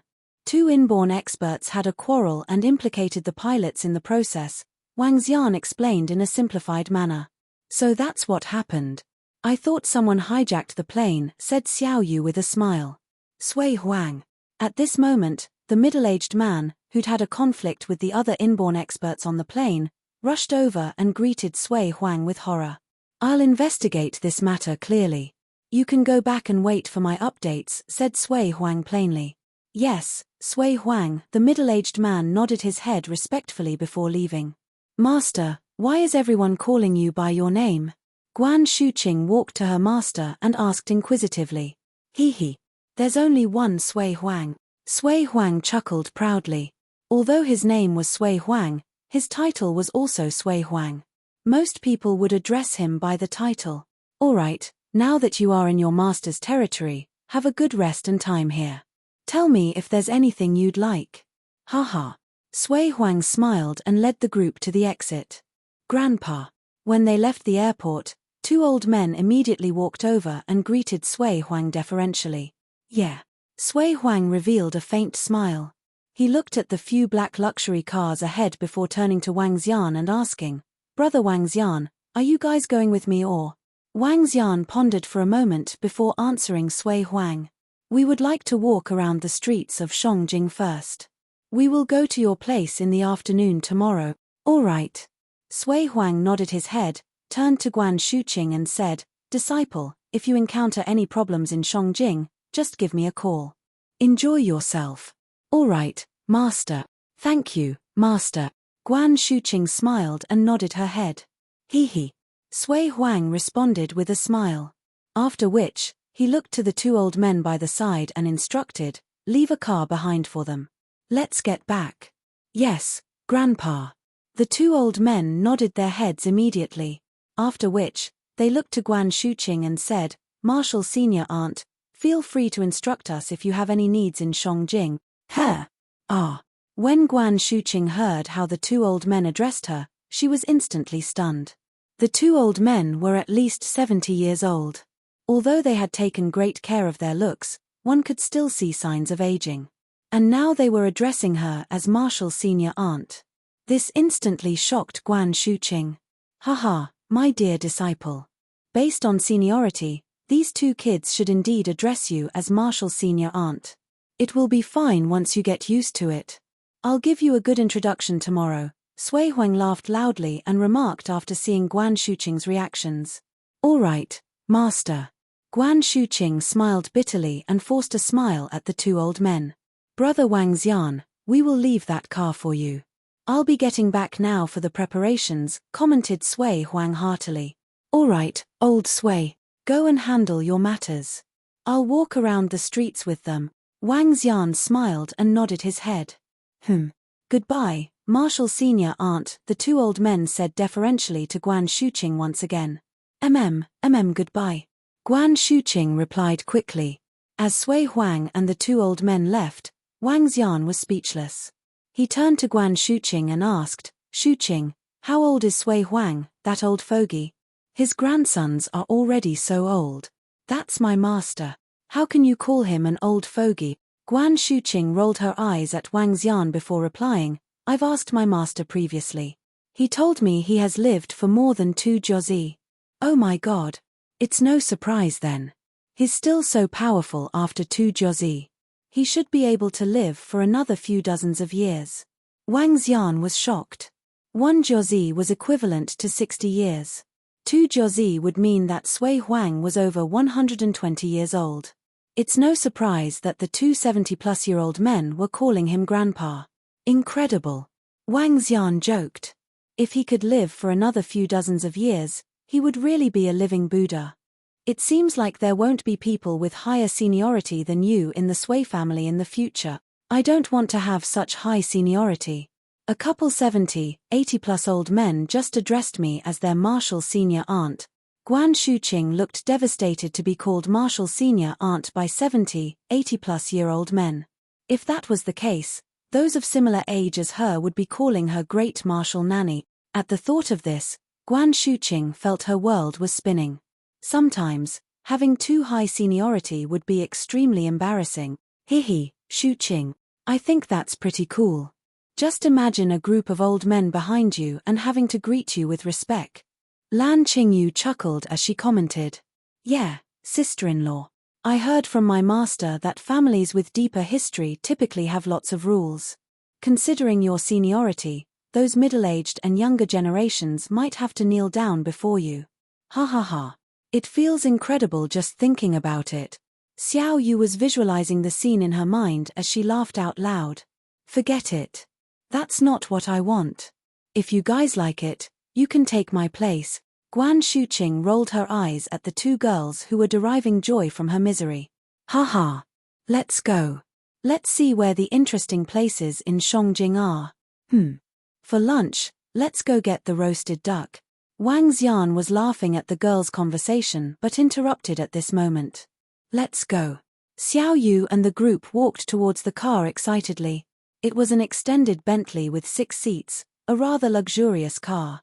They weren't surprised that a sacred clan could easily come out with cars like this. Mo Qinglong drove the car and brought the group to famous places in Shangjing. Shangjing was known for their roasted ducks. Therefore, they naturally would like to taste it since they were here. At noon, the group toured the Imperial Palace. The group was still full of energy and enthusiasm at night despite having played the whole day. All of them were martial artists. They wouldn't be tired even if they had been touring the whole day. What would you like to have for dinner? Should we eat in the hotel or head out? The Bentley drove on the streets of Shangjing. Wang Xian smiled and asked the few girls around him. As he spoke, he started observing Guan Shuqing and Lan Qingyu from top to bottom. Oh, Lan Qingyu, I haven't gotten my hands on you. Today will be a good opportunity. We aren't going back to the hotel yet. We have to go to the night market in Shangjing. After visiting the night market, we still have to go to the famous Wang Fu shopping street. Haha. I'm going to go on a frenzy of a shopping spree. Xiao Yu, Lan Qingyu, Guan Shuqing and Elder Fang were thrilled and spoke loudly. We have been shopping for the entire day. Aren't you guys tired? Wang Xian felt a little speechless at their responses. Fatigue is non-existent. We should be enjoying ourselves fully since we are in Shangjing.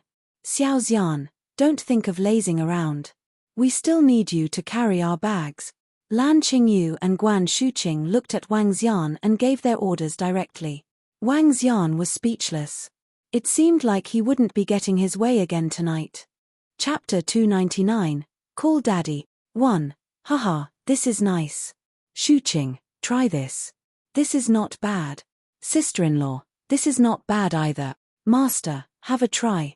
Shangjing, the richest city with the most robust foundation in the country, had the most lively nightlife.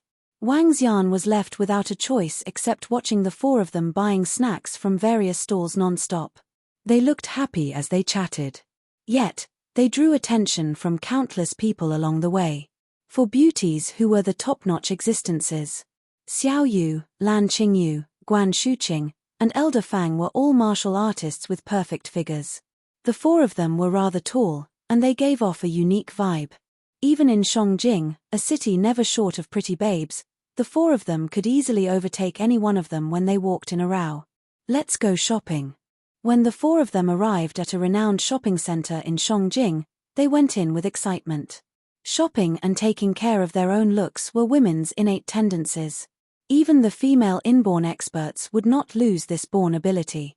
Finally, they unleashed their born ability by exhibiting an endless amount of energy in shopping.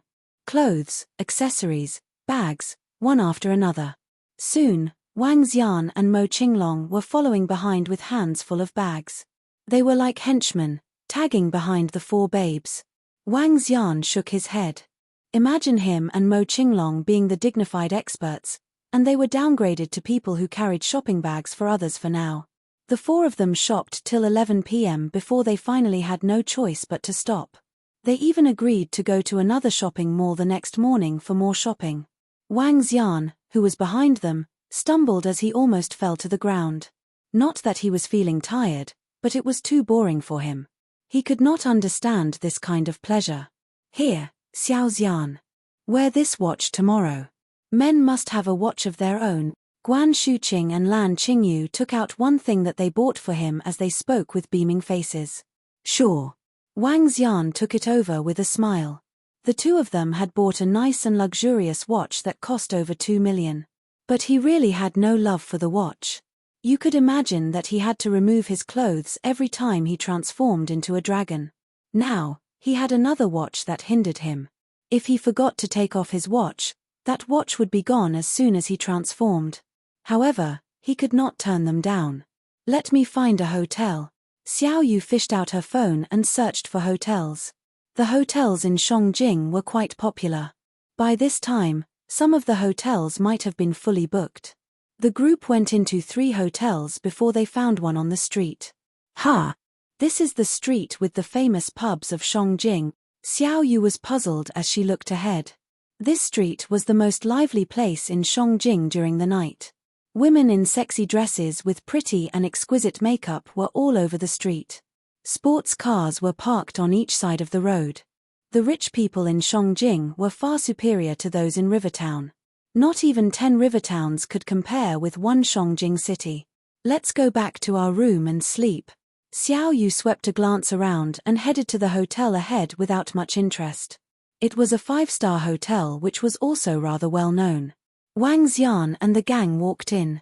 As they neared the entrance, Xiao Yu suddenly came to a halt. She looked at the person who stepped out of the sports car with astonishment. Ha! What's wrong, Xiao Yu?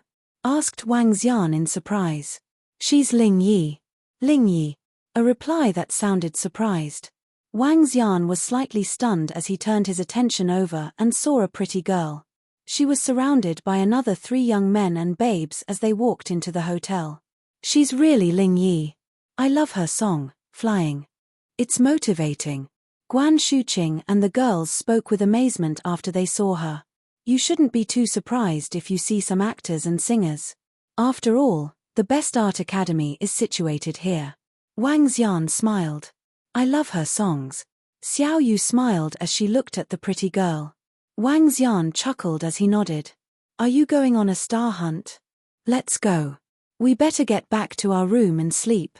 It's late. Fine. Xiao Yu nodded, but she could not stop looking at that pretty girl with curiosity. That singer, Ling Yi, also overheard Xiao Yu's conversation. She exhibited a faint smile as she spoke while leaning on a young man affectionately. 2 presidential suites. Mo Qinglong came to the reception and spoke to the front desk staff. I'm sorry, sir. We're only left with 1 presidential suite. Just 1. Then just nice. The girls can take the room. Hee hee. Both of you can stay in standard rooms. Xiao Yu chuckled as she spoke to Wang Xian. Actually I think I can squeeze in, Wang Xian said with a slight contemplation. Fat chance. Lan Qingyu and Guan Shuqing blushed as they spoke to him. 1 presidential suite and 2 suites. Mo Qinglong told the front desk staff. Sure, sir. That will be a total of $130,000, the staff said with a smile.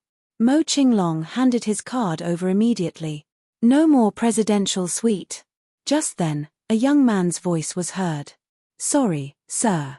The last one has just been booked, the receptionist said with a smile. Oh, really? The young man raised his eyebrow as he pulled out a card and placed it on the reception counter. The Diamond membership card of your hotel. The Diamond members have priority over others when the room is booked at the same time. The young man spoke indifferently as he smiled at the people beside him. Wang Xian and the gang were stunned as they spun around and looked at the young man. He was around 30 years old.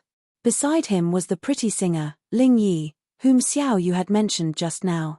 They were the people who had come into the hotel at the same time as them. The front desk staff was placed in a difficult position. Apologetically, she said to the young man, Sorry, sir. I have already swiped their card. So, I'm really sorry. Ha! That young man was taken aback with a grumpy look on his face. Babes, can you let us have your room? I can agree to some of your requests, such as autographs and taking photographs. Ling Yi knit her eyebrows slightly as she peered at Xiao Yu, Guan Shuqing and the rest. Xiao Yu also frowned. She looked at Guan Shuqing and shook her head slowly. I'm sorry, Ling Yi. We have already booked our room. Ling Yi was slightly caught by surprise as bewilderment flashed in her eyes. I can pay for your room as long as you let us have this one. The young man by the side continued to speak. Sorry. Guan Shuqing and the girls shook their heads at the side. Chapter 300, Call Daddy. 2. As Xiao Yu, Guan Shuqing and the group rejected them, Ling Yi and the young man beside her instantly showed their displeasure. Hi, beautiful ladies, can you do your idol a favor? Ling Yi frowned and asked this to Xiao Yu, Guan Shuqing and the group. Huh. Ling Yi's response made the girls feel speechless and they found it hilarious. Xiao Yu and Guan Shuqing shook their heads and replied, We aren't overzealous fangirls. We are sorry, we're going back to our rooms. As they finished their words, they took their room cards from the front counter and prepared to head towards their rooms. Ling Yi was shocked and embarrassed by the actions of these two fans. Wait a minute. At this moment, the young men standing by the side got serious. He tilted his chin up slightly, looked at Xiao Yu and the girls and said, The rooms aren't yours yet. After commenting, he took out his phone and made a call. Let's go back and sleep. Wang Xian had been standing by the side, watching them silently. He found the whole incident hilarious and shook his head as he spoke to the girls. Carrying their trophies of the day in his hand, Wang Xian and the group walked towards the elevator. I said, stand right there. Seeing that the group had totally ignored him, the young man's face turned gloomy. I'm calling the manager of this hotel. If you wish to be chased out of your room, feel free to go up right now. Wang Xian stopped in his tracks, turned to the young man and remarked, Are you a dumbass? Embarrassing yourself over a room? He couldn't understand how this young man thought. Perhaps he felt he was a notch above others and must stay in the best room. What did you say? The hand of the young man holding the phone stiffened as he glared coldly at Wang Xian. I'm calling you a dumbass. Is there something wrong with your ears? Xiao Yu pouted, looked at this young man and was speechless about his conduct. Haha. You dare to reprimand me in Shangjing? The young man was so angry that he laughed instead. With a sinister smile, he pointed at Wang Xian and shouted loudly. Indeed, he's just another brat who is too used to being arrogant in Shangjing, commented Wang Xian as he looked at the young man.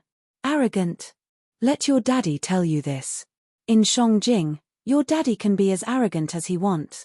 The young man glowered at Wang Xian before looking across the crowd and saying, These few girls are rather pretty. I'll give you a way out now. Get out of here or your daddy will show you what is meant by arrogant. He pointed at the group. Young Master Yuan, Young Master Yuan. Who is the one who has offended you? Suddenly, a voice broke the standoff. A few middle-aged men walked in through the entrance of the hotel. From the group, a middle-aged man in a suit was shocked to see what was happening in the hotel as he dashed forward and shouted. Manager son, the service of this place is getting worse and worse. I can't even get a presidential suite here. Seeing manager son running towards him, the young man remarked harshly. How can this be? How can this be? As long as you want it, we will definitely reserve a room for you unless all the rooms are sold. Otherwise, we would definitely not hold them back or not give them to you. Manager son ran forward with a smile to please the young man. Is it so? In that case, why did your guys give the presidential suites to others when we arrived at the same time? Could it be that this card you gave me is useless? Young Master Yuan looked at manager son and the corner of his lips curved into a smirk. How can this be? How can this be? We will give it to young Master Yuan even if it means not letting anyone else stay in it. Manager son put on a pleasing smile once again. Following which, he turned around, stared at the front desk attendants and shouted, What are you guys doing? Can't you handle something so simple? If young Master Yuan wants the presidential suite, give it to him then. Do you guys still want your job? Manager. The two attendants stammered and felt bitter. However, they could only swallow their pride as they lowered their heads. Did you see this? Get out of here now, the young man chided with contempt, looking at Wang Xian and the group. Scram. Since young Master Yuan wants you to scram, you guys better scram. Seconded manager Sunday. You guys. Xiao Yu, Guan Shuqing and the girls stared furiously at the young man and manager Sun beside him. They had not expected the manager of the hotel to give away the rooms they had booked to others. Wang Xian's eyebrows knitted together. Mo Qinglong, who was standing by the side, stared at them coldly and clenched his fist lightly. "Good evening, sirs and ladies." Just as Mo Qinglong was about to strike, a rather desolate figure saw Wang Xian and the group. He was shocked and stunned for a few seconds. After which, he immediately rushed ahead. Deep fear gleamed in his eyes. "Huh!" When the voice of the middle-aged man sounded and he appeared in front of the crowd was taken aback. Manager Sun's eyes popped wide open and he was flabbergasted. "It's you." Guan Shuqing looked at the middle-aged man and exclaimed.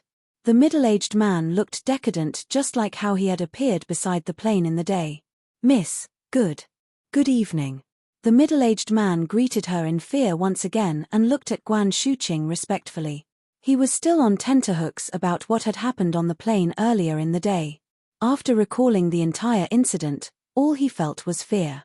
His enemies had taken advantage of his easily angered personality as they forced him to strike on the plane.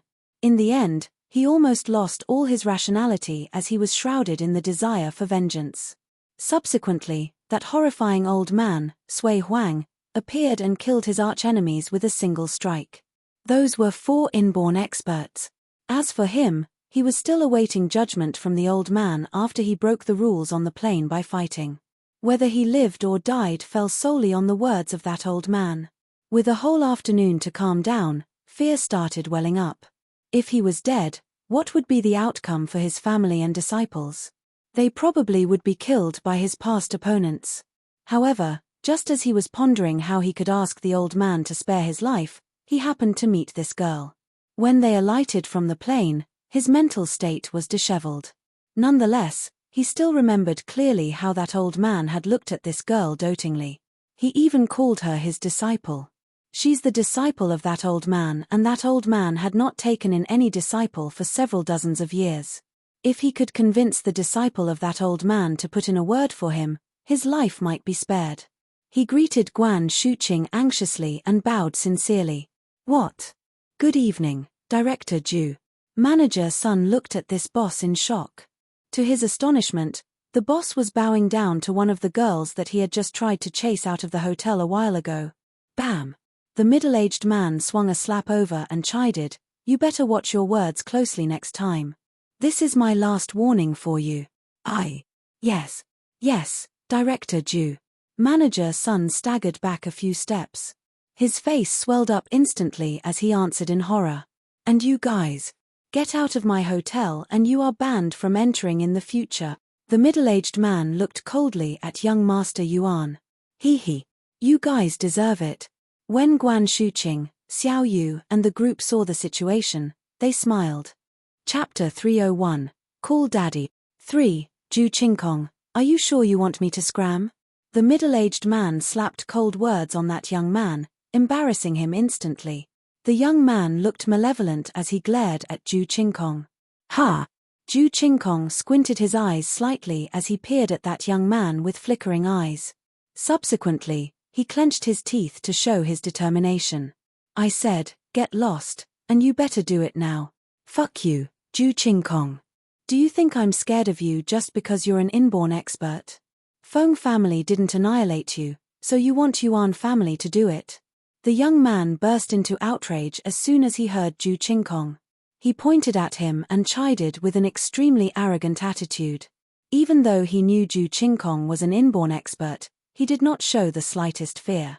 Obviously, his backing was somewhat powerful. "Hihi, I want you to get out now. You jolly well should do so. Annihilate me? Stop bragging, lad."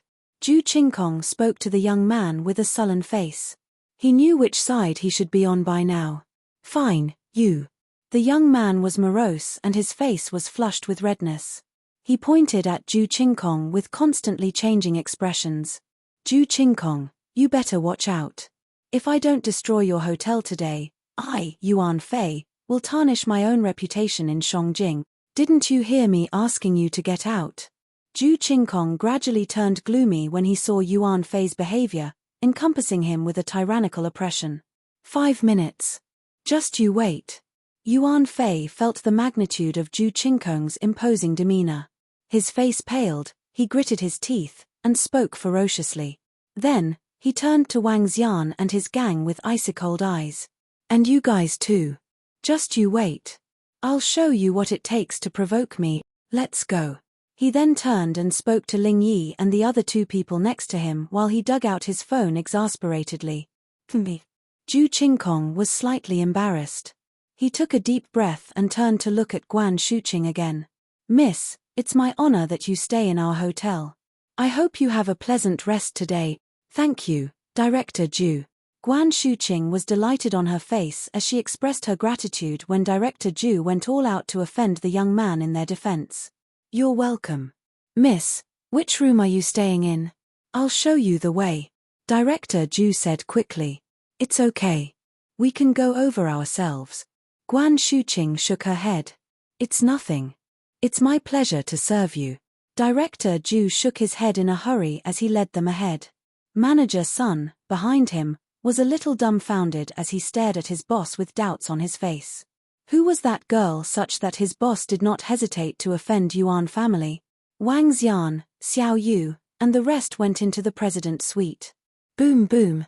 After Wang Xian placed his things on the table, Elder Fang opened the window for ventilation, and they could hear the roaring of engines outside. Smash. Subsequently, the shattering of the glass window was heard. Ha! Wang Xian, Guan Shuqing, Xiao Yu, and the rest were slightly stunned as they went to the window immediately. What a lineup! Elder Fang looked outside with a surprised look. It's Shangjing, indeed, with daring people stomping over the hotel of an inborn expert. At this time, more than a score of supercars were gathered at the hotel entrance. Each of the supercars was vrooming loudly with unruly young men standing in front of them. They were gazing at the hotel before them with arrogance. The engine sound from earlier had been from one of the supercars crashing into the hotel rampantly. Arrogance above anyone else. Zhu Qingkong, you son of a bitch. Get your ass out here. Those whores, too. A familiar conceited voice was heard, stunning Wang Xian and the rest as they exchanged gazes. Let's go down together, Wang Xian told Xiao Yu and Guan Shuqing immediately with a stern face. How dare he scold us? The girls were infuriated with that young man's cockiness and swollen head. They put down their stuff and headed downstairs. Bam! However, when they reached the lobby, a figure was sent flying to their faces. He spat out a mouthful of blood with a face as white as a sheet. Director Zhu. Guan Shuqing was aghast as she exclaimed. She hurriedly walked over and checked on him. I'm fine. As soon as Director Zhu saw Guan Shuqing arrived at the lobby, he revealed a smile on his pale-looking face. At the same time, a hint of doubt flashed in his eyes. Haha, how dare you agitate my buddy? Zhu Qingkong, are you sick of living? A disdainful and complacent voice was heard. The hotel door was knocked down entirely, with a sports car crashing into the sofa in the lobby. Yuan Fei stood beside it, and he did not feel sorry for the luxurious car that had crashed.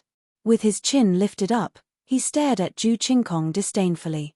When he noticed Wang Xian and his gang were walking out, his face turned cold with a taunting look. All the luxury sports cars had already blocked the entrance of the hotel. More than a score of cars were parked at the entrance. A young man was sitting in a limited edition sports car at the center, and he had crossed his legs with a smile as he remarked just now. Beside that young man stood a domineering middle-aged man. Obviously, he was the one who had struck just now. Apart from that middle-aged man, in every sports car sat a young man with taunting looks.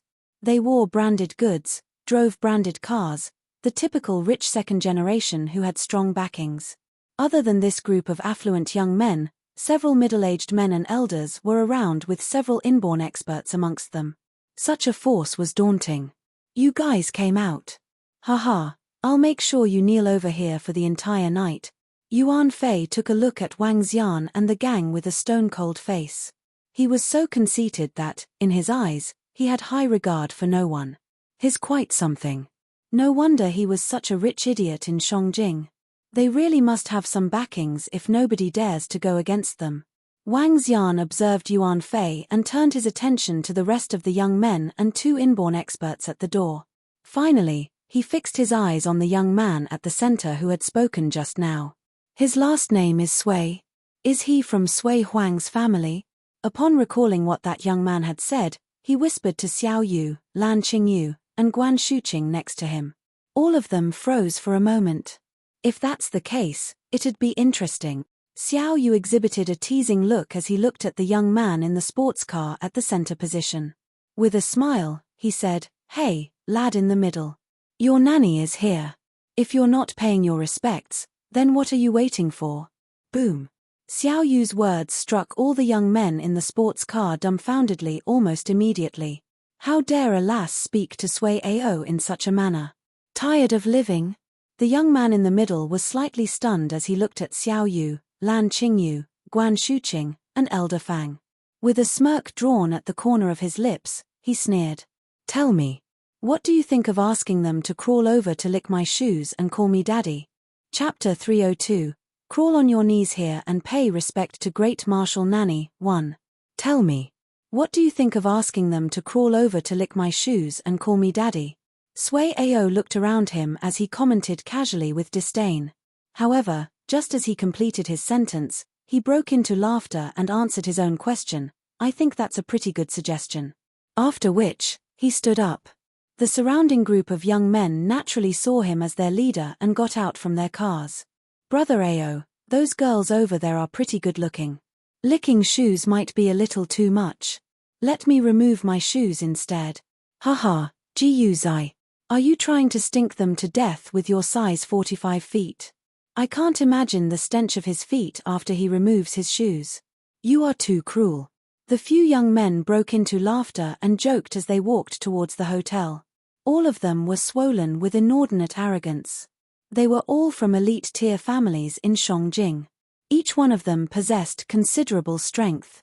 Moreover, they had now gathered together and had Sui Ao who came from the highest-tier existence in Shangjing. Therefore, the group was fearful of nothing.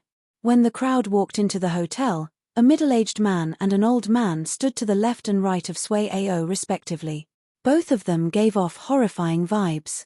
Sui Ao, who was standing in the middle, looked at Wang Xian and the group with contempt. He walked towards a chair at the side and placed one of his legs on it. "I, Sui Ao, typically wouldn't argue with girls. However, you guys have offended my brother and therefore you guys have offended us." Sui Ao squinted his eyes and shouted, "Come here and kneel down. Come and kneel down immediately. Otherwise, we will toy with you till you die." Yuan Fei stared at Wang Xian and the group and chided before walking to the side of Sui Ao. "Hee hee. You guys are so incredible." Wang Xian looked at the group of 20 to 30 young men coldly. "Who are those people? Why are they so noisy? Yeah.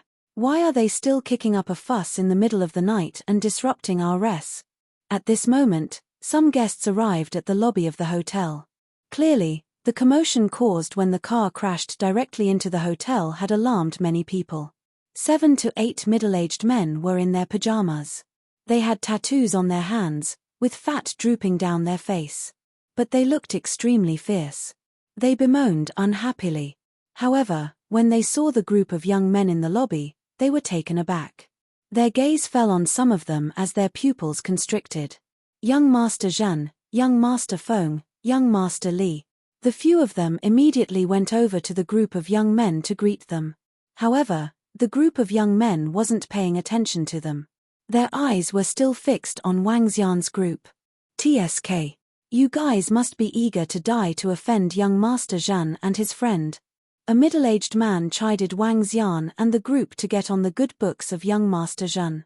Scram. Mo Qinglong looked at the group of middle-aged men and shouted. Horrifying aura and killing intent swept towards them. "You are." Plop. The group of middle-aged men couldn't withstand Mo Qinglong's aura fully as they were knocked unconscious and fell to the ground. After which, Mo Qinglong turned to Sui Ao and the group. Contempt and disdain were written all over his face as he said, "Can you afford the consequences for making us kneel before you? Inborn expert. It's no surprise that you guys are acting so presumptuously. Sui Ao squinted his eyes and stared coldly at Mo Qinglong as he continued. From your accent, I believe you must have come from somewhere other than Shangjing. Haven't you heard of the saying, in Shangjing, even inborn experts have to keep a low profile? Otherwise. The middle-aged and old men beside him stepped forward at this moment. The aura of inborn experts immediately shrouded towards Mo Qinglong as they continued the sentence for Sui Ao.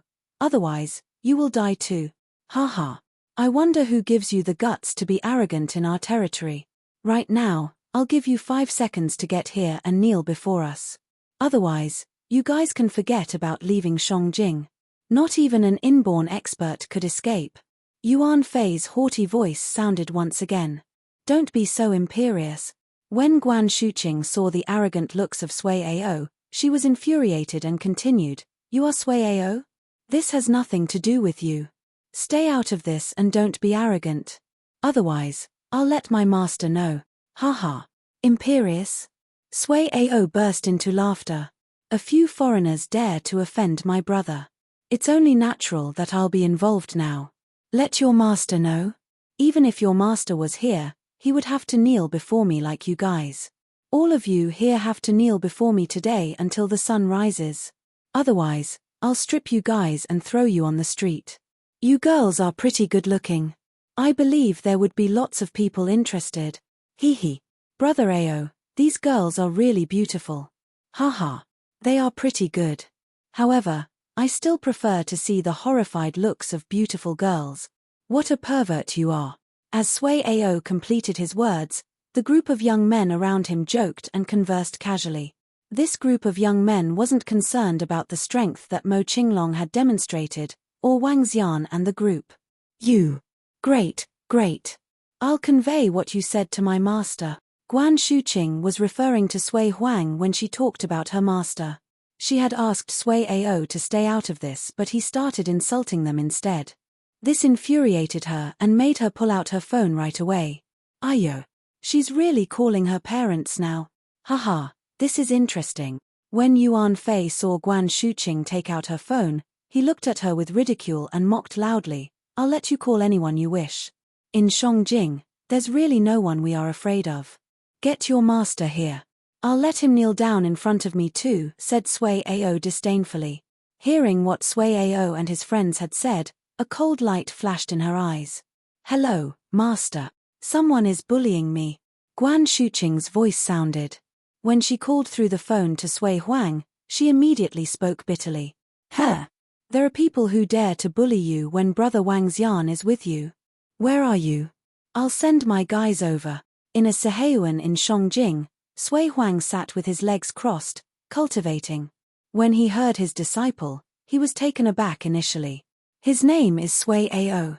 He brought many people with him and they surrounded us. After which, he demanded that we kneel before him and even wanted to strip us and throw us to the streets. I told him that I'd be informing you and he said he would make Master kneel in front of him if Master was here. Guan Shuqing snitched to Sui Huang as she repeated everything Sui Ao had said previously. Haha, you really called your master? In that case, tell him to get right here, kneel before us and apologize. Sui Ao heard what Guan Shuqing said over the phone and responded loudly with disdain. Chapter 303, Crawl here on your knees and pay respect to Great Marshal Nanny, 2. Sui Huang, with the phone in his hands, froze, standing in the room. He was stupefied with what his disciple had told him just now. Upon hearing the haughty voice from the phone now, his expression darkened immediately. The other party wanted him to go there and kneel in front of him. On top of it, it was the descendant of the Sui family who had said it. For a moment, Sui Huang's face sank with a cold expression. Not only had his descendant bullied his new disciple, but he even wanted him to go over with his knees on the ground. This unfilial descendant may have not known the truth, but it was still disgraceful and unforgivable. Looks like some of the younger fellows of Sui family are accustomed to arrogance. Sui Huang darkened his expression. As the pillar and founder of Sui family, he fought with his life such that they could become a sacred clan and achieve their current status. Now, he was old. He could only have a few decades of lifespan left. For the future of Sui family, He had spent 20 years roaming around the country just to find a successor. He wanted to find a disciple who could take over for him and inherit his prowess. Nothing is impossible for those who try. He finally found a fantastic disciple, and he was sure that this disciple would be extraordinary. Her strength could reach his realm easily. When he turned old, his disciple could still maintain the prosperity of Sui family for another century. Yet, a lad from Sui family had dared to provoke his own elders, and even acted arrogantly in front of him. Sui Huang had a nasty and cold look. "Disciple, where are you now? Someone will be there in 5 minutes. I have not been meddling with family affairs for 20 years. It looks like some people have forgotten about how their ancestors worked hard for the family." Sui Huang hung up his phone and made several calls. "Get your ass to Fenghua Love Hotel now. My disciple is surrounded by a lad from Sui family. He was so arrogant that he asked me to kneel and apologize to him. You better get over and settle it for me now." A phone call was made to the current Sui family leader. The leader of Sui family, age 75, was the grandson of Sui Huang. When he heard his grandfather's exclamations, he was so frightened that he almost peed in his pants. That's right. Almost peed in his pants. His grandfather was a godlike existence to him. In his impression, his grandfather may have been a mild person, but anyone who provoked him would be as good as digging his own grave. "Yes, grandfather. I'll bring my men over and check out who that is. I'll ensure Marshal Aunt's safety." A film of cold sweat covered that old man's forehead instantly. As one of the 3 sacred clans leaders in Shangjing, when had he ever been so panicky before? Ensure her safety. Get it done in 5 minutes. Sui Huang hung up the phone immediately as soon as he finished. Yes, yes. Despite hearing the dial tone, the old man continued to answer and nod in fear. Subsequently, he called his siblings one by one with a darkened expression. "Grandfather is angry. Check who the troublemaker is now." A phone call got all the 3rd generation of Sui family to put on their clothes and set off in a panic. They were the current headmen, running the family. If their grandfather was angry, this was serious. All the cars, one by one, drove out from Seheyuan at late hours. Sui family had a score of 3rd generation members, and the number increased when it came to the 4th and 5th generations. Currently, the Sui family had over thousands of members, blooming with offspring. "Haha, you finished making your call? Interesting. Let's see who your master is. It'd be good if she was a pretty woman. No fun having an old man." Sui Ao chuckled loudly. "Brother Ao, you have unique tastes." "Haha, what do you know? Brother Ao is growing rapidly. From Lolita, young girls, young ladies to pretty women, we should learn from him," the bunch of young men remarked with a smile. "Mph, I hope you can laugh 5 minutes from now." Upon seeing their cocky faces, Guan Shuqing spoke with disgust. "All of you will be kneeling before me in 5 minutes. Yuan Fei stared at them with disdain. Xiao Yu, Lan Qingyu, and the rest stared at them coldly.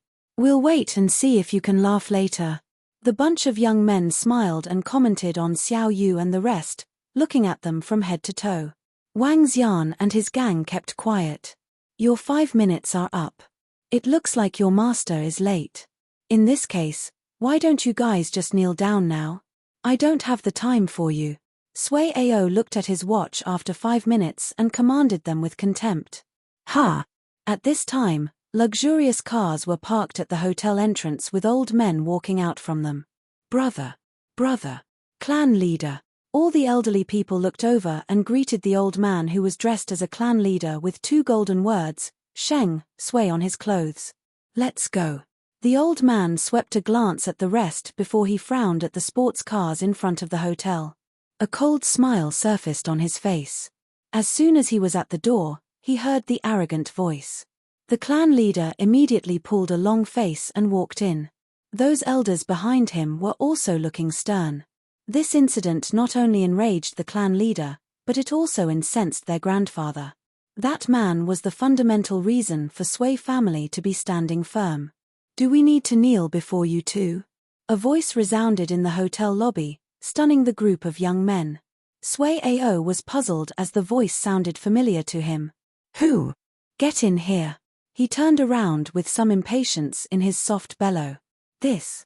When the young man at the door turned around, his entire body stiffened up. All of them parted their lips with wide and round eyes in disbelief when they saw the group of old men arriving at the door. A total of 20 old men were walking into the hotel with eye-catching family uniforms. There was another old man with an expensive-looking walking stick standing to the side. The bunch of young men at the door unconsciously stepped aside with trembling bodies when they walked in.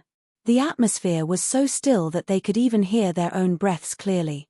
Clan leader. Sui Ao opened his eyes wide when he saw that all the third-generation members of Sui family, including his grandfather, were here. All he had was a surprised look. Clan leader, grandfather, why are you guys? Asked Sui Ao fearfully as uneasiness surged. But he did not dare to think further. The clan leader cast an indifferent look on Sui Ao, the current most outstanding offspring of Sui family. He did not reply to anything as he swept his gaze across Wang Xian. Eventually, he fixed his eyes on Guan Shuqing and quickened his pace. The elders behind him sped up at the same time. Chapter 304, Crawl on your knees over and pay respect to Great Marshal Nanny, 3. An old man with a walking stick walked at the back of the pack. When he walked to Sui Ao, his body shivered a little as he glowered at him. Grandpa, what happened? Asked Sui Ao cautiously. At this moment, the experts of the Sui family of his grandpa appeared with him. What happened? The old man growled while trying to keep his anger in check. To the astonishment of the crowd, he waved his walking stick ruthlessly toward Sui Ao's legs. Bam! Crack crack! Without holding back at all, the walking stick swung heavily on Sui Ao's legs. Sounds of his bones snapping instantly propagated throughout the lobby. Ah! Grandpa! Sui Ao shrieked in pain. However, the physical pain he felt from the body wasn't what he was most concerned with right now as he looked in horror at the grandpa who had always doted on him dearly. To his surprise, the old man with the walking stick didn't even pay attention to him after hitting him and simply walked past him. The surrounding group of young men held their breath and they were terrified. The current clan leader of the Sui family and every member who held considerable influence in the clan were all here. These 20 people represented the sacred clan, Sui family. Moreover, they were the ones with speaking rights in the Sui family currently. Every single one of them had extremely large authority and influence. Sui Ao was just one of many grandsons when compared to these true big shots in the Sui family. Read more chapter on novel full. Regardless of seniority or standing, Sui Ao was nowhere close. However, the crowd was soon stunned and horrified by what was to come. The clan leader of Sui family and the third generation of Sui family walked towards the girl that made the call directly and lowered their heads respectfully. Greetings, Marshal Senior Aunt. Greetings, Marshal Senior Aunt. Marshal Senior Aunt. The clan leader of the Sui family and the third generation of the Sui family are addressing that girl as their Marshal Senior Aunt. Oh gosh. This. The clan leader and a member of the upper management of Sui family are calling that girl their Marshal Senior Aunt. She. What's her real identity? The surrounding group of young men looked on in horror and disbelief. When Sui Ao saw his grandpa and the clan leader lowering their heads in front of the girl, his body couldn't help but shiver in fear. Marshal Senior Aunt. Marshal Senior Aunt. Marshal Senior Aunt. He was in a daze as he mumbled. Slowly, fear and horror gripped him. If that girl was the Marshal Senior Aunt of his grandpa, wouldn't that make her the disciple that his great-great-grandfather was taking in? Oh gosh. His great-great-grandfather was an immortal-like existence in Sui family and the true soul pillar of the Sui family. That phone call from before. At the thought of this, his body started shivering violently. He didn't dare to think about the consequences. It's over. At this point, Guan Shuqing was once again embarrassed by the group of old people addressing her as their Marshal Senior Aunt. The age differences between them were too huge. Guys. Get up now. You don't have to be so courteous. It's our fault that Marshal Senior Aunt had to suffer such grievances in Shangjing, the clan leader of the Sui family continued deferentially. The disciple of their grandfather was deserving of them acting deferentially towards her. The old men with the walking stick turned around, glared coldly at Sui Ao and demanded, "Crawl here on your knees and pay respect to Great Marshal Nanny." Yes, yes. When Sui Ao heard his grandpa's voice, he immediately crawled over. His forehead was covered in cold sweat. "Great Marshal Nanny, this is all my fault. I failed to recognize you. It's my fault. Please give me another chance." Sui Ao had completely lost his pride and arrogance as he kneeled there, apologizing constantly. The group of young men behind him was paralyzed with fear. Yuan Fei felt his whole body go numb as he lost all control of it and collapsed onto the floor. After which, he quickly went on his knees. "I was wrong. I was wrong." When the group saw Yuan Fei go down on his knees, they also kneeled down in horror. Sui Ao was the leader of this group. Now that even Sui Ao had to kneel down, they could only do the same in front of the Sui family. TSK. Guan Shuqing sneered at Sui Ao, who was horrified and lost. "You were still so arrogant a while ago. Why are you acting like a wimp now?" Marshal Senior Aunt, Grandpa instructed us to handle this matter.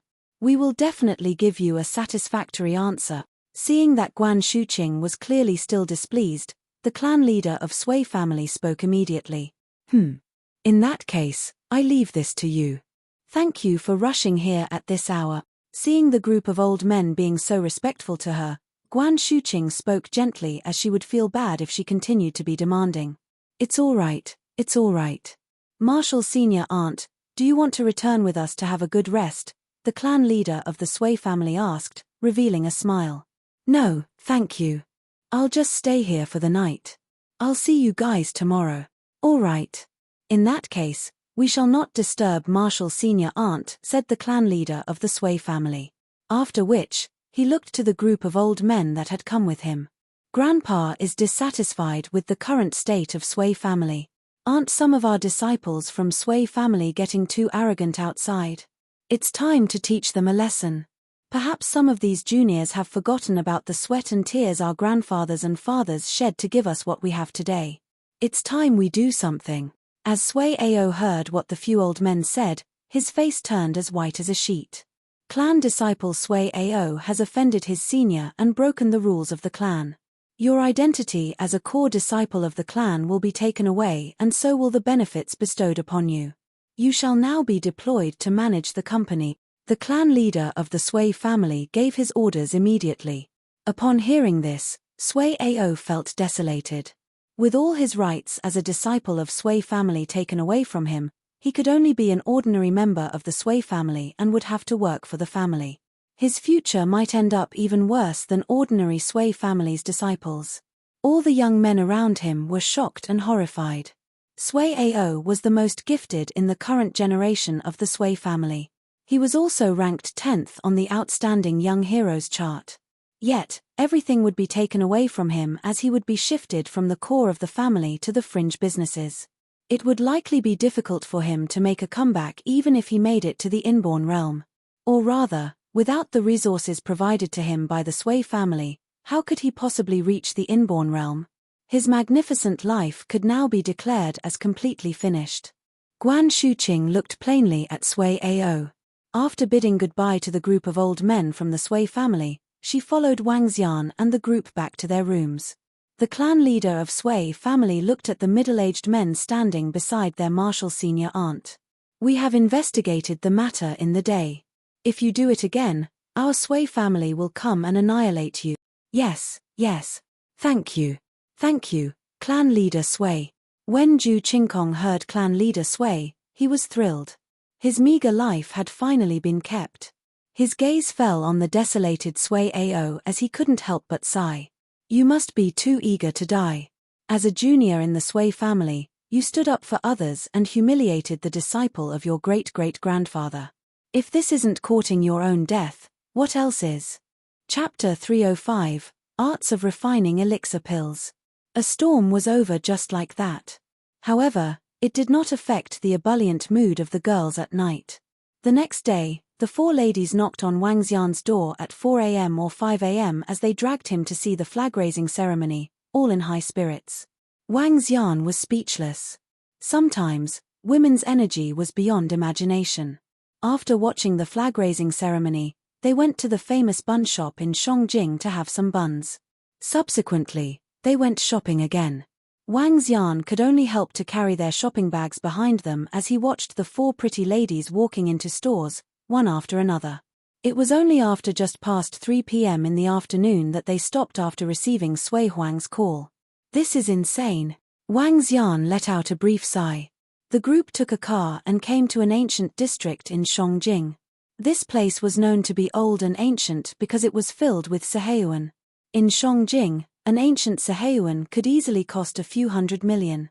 It was not easy to get a place here even if one was wealthy. However, there was a mountain known as Shengshui Mountain just right behind the seheyuan. Many people did not know why it was named Shengshui Mountain. Only those who knew called it Sui Family, Sacred Mountain. There were 3 sacred mountains in Shangjing, which represented 3 powerful sacred clans in Shangjing. When Wang Xian and the rest drove a car to somewhere near, someone from the Sui Family Sacred Clan would guide them around. Read more chapter on novel full.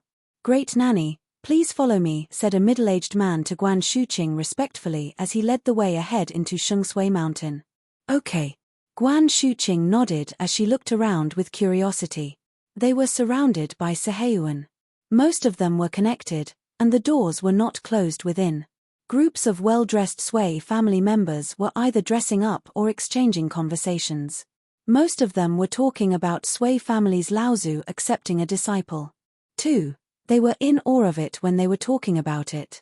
From there, one could tell Sui Huang's status in Sui family. Does the entire region belong to Sui family? Xiao Yu was surprised as she looked around. There were hundreds of seheyuan around them, spanning an area of several kilometers. This seemed like a small village. Yes, this is Sui family's territory. Our sacred mountain is just ahead. The middle-aged man smiled and nodded. He was a little proud, as this was the strength of Sui family. Impressive. Xiao Yu, Lan Qingyu, and the rest were slightly stupefied. Just these seheyuan of Sui family were worth close to $100 billion. Besides, not everyone could get seheyuan even if they had the money. The gang followed the middle-aged man into the mountain. The entire Shengshui Mountain was landscaped. The peak stood at about 40 to 50 meters tall, which was not very high. A cave was found at the center of the mountain. A domineering flame seemed to be coming out from that cave.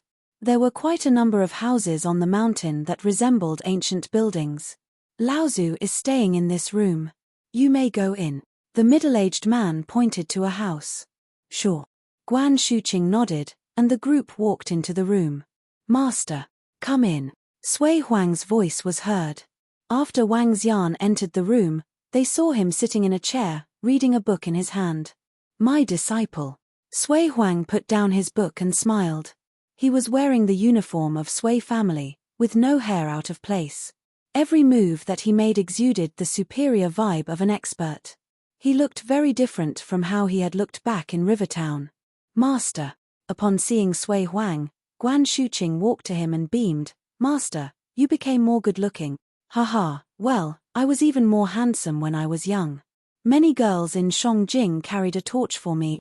Sui Huang chuckled as he stroked Guan Shuqing's head. Xiao Qing is also a pretty girl. You need to change into Sui family's uniform later in the disciple acceptance ceremony tonight. I already got them ready for you.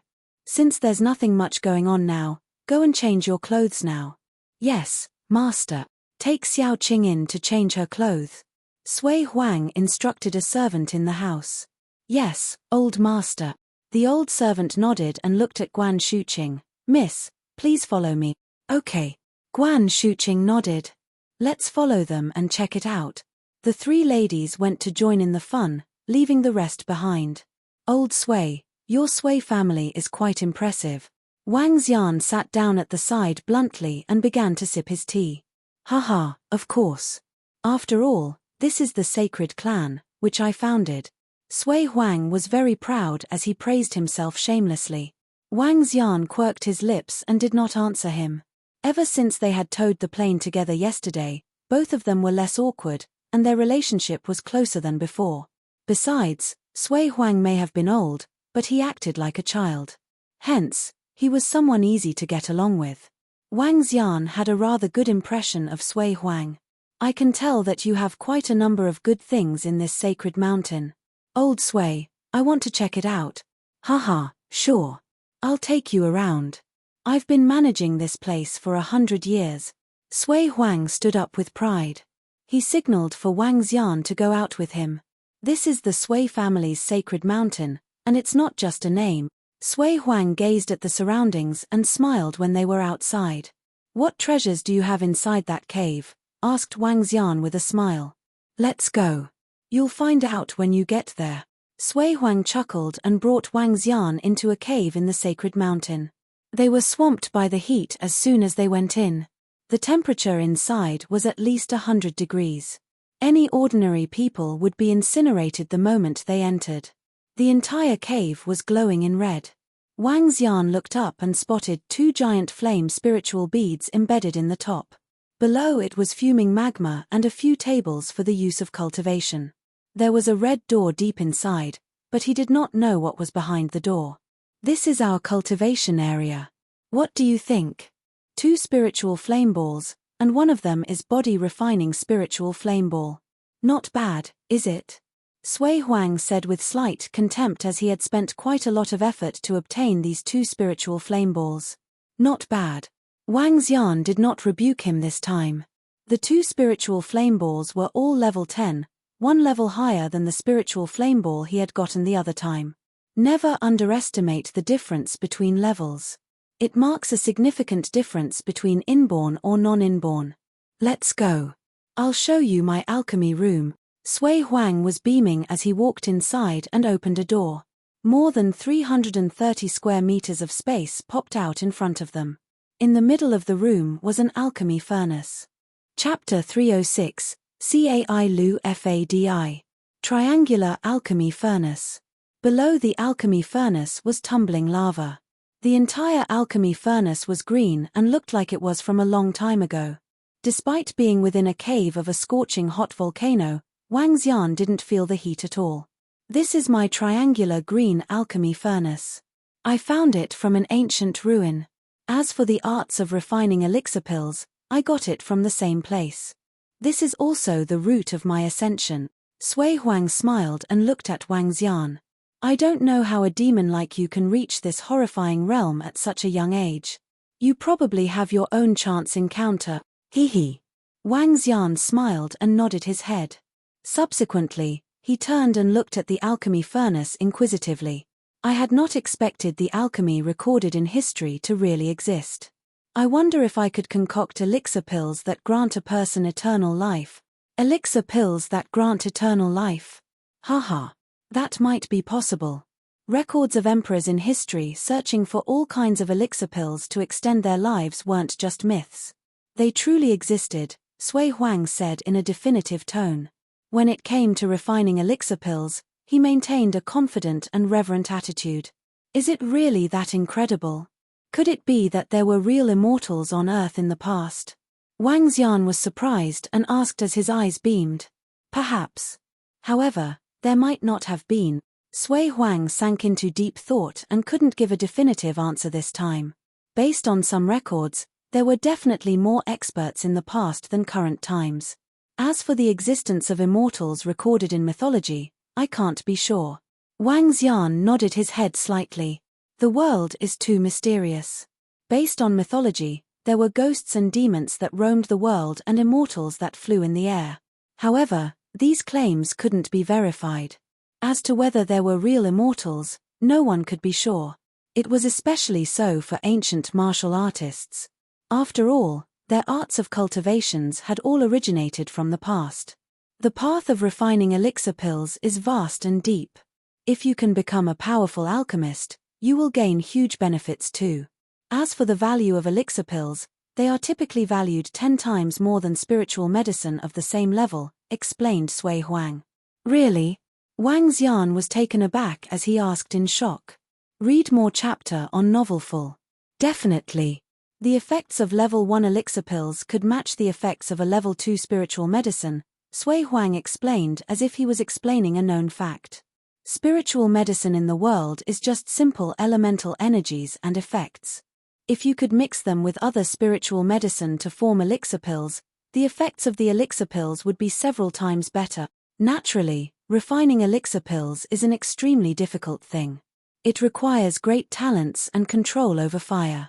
At my current realm, I am only able to refine up to level 5 elixir pills. A level 5 elixir pills made by me can allow a half-step to inborn realm expert reach the inborn realm directly without obstructions. Level 6 elixir pills can allow an inborn expert to reach the half-step to Dan realm. Level 7 elixir pills can allow a half-step to Dan realm expert to reach the Dan realm.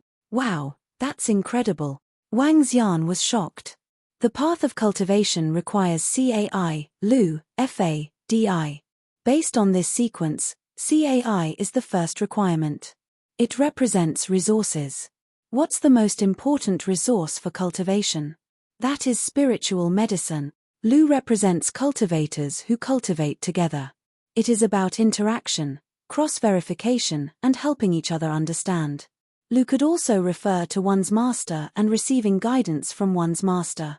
Naturally, it could also refer to couples. FA refers to the cultivation method. In other words, it's the secret art of cultivation. As for DI, it's about the location of cultivation. CAI, Lu, FA, DI together are a train of thoughts that any cultivators, past or present, can agree to. Resource is the first requirement, and therefore you should be able to see the importance of spiritual medicine and spiritual grass. Sui Huang explained to Wang Xian. Wang Xian pondered. As a divine dragon and having the divine dragon system, the system could substitute for Lu. For FA, he had the divine dragon transformation. For DI he had his dragon palace. He was only lacking in CAI. If the system was similar to the divine dragon cultivation system, would CAI appear in the system in the future? Only by having all 4 requirements could he become a powerful divine dragon. As for the notification from the system, he had only learned about the dragon palace after subduing 3 marine animals. Could it be that I need to reach a certain condition to have the CAI? If that's the case, what should I do? Can it be that I need? Wang Xian's eyes beamed as he looked to the triangular green alchemy furnace. Since he had obtained the system, there were few notifications. Moreover, this system was different from common novels he had read. The system did not issue him a mission or a main path to follow. He had to do the discovery of most things by himself. Old Sui. That. Wang Xian's eyes shimmered and smiled. Old Sui, can you let me take a look at your arts of refining elixir pills? When Sui Huang heard him, he was taken aback. His expression turned gloomy and looked at Wang Xian with ridicule. Rascal, you have pretty thick skin. Passable, passable. Wang Xian pressed on and continued, I'd just like to take a look as I'm interested in it. If I can become an alchemist, I'll send some level 6, 7, and 8 pills to you after I refine them in the future. Sui Huang was a little annoyed upon hearing Wang Xian. Level 7, 8? Do you think the arts of refining elixir pills is that simple? Disregarding refining elixir pills, can you find level 7 and 8 spiritual medicine and grass? You sure know how to brag. In that case, tell me what I have to do for you to show me your arts of refining elixir pills. Wang Xian asked directly. You, little rascal. Sui Huang wasn't pleased when he heard that Wang Xian wanted to learn about alchemy. This was his trump card and the reason for his ascension. However, he recalled that his wife would be his disciple. He couldn't guarantee that his disciple wouldn't let this rascal know. I'm fine with you taking a look at the arts of refining elixir pills. However, in the future and as long as you are alive, if my Sui family is in trouble, you have to help them. Besides that, give me some treasures that interest me. Otherwise, don't even think about it. Sui Huang said with a little disdain. I'm fine with helping out, but I can't be forever guarding your Sui family, right? 3 times. 3 times at the maximum. As for treasures, Wang Xian frowned. He didn't seem to have any treasures at all. Even his spiritual medicine was used up by this old man. I'll give you the treasures when I find them. In that case, Let's continue this conversation when you have something that interests me. After finishing these words, Sui Huang continued impatiently, Go, go. I'm not bringing you around anymore. If something interests you, you might just take it away from me considering how thick-skinned you are. Damn. Old man. Am I a person like that? Wang Xian was speechless and asked him this directly. You aren't. You just asked me for my trump card. You are not a person like that, sneered Sui Huang.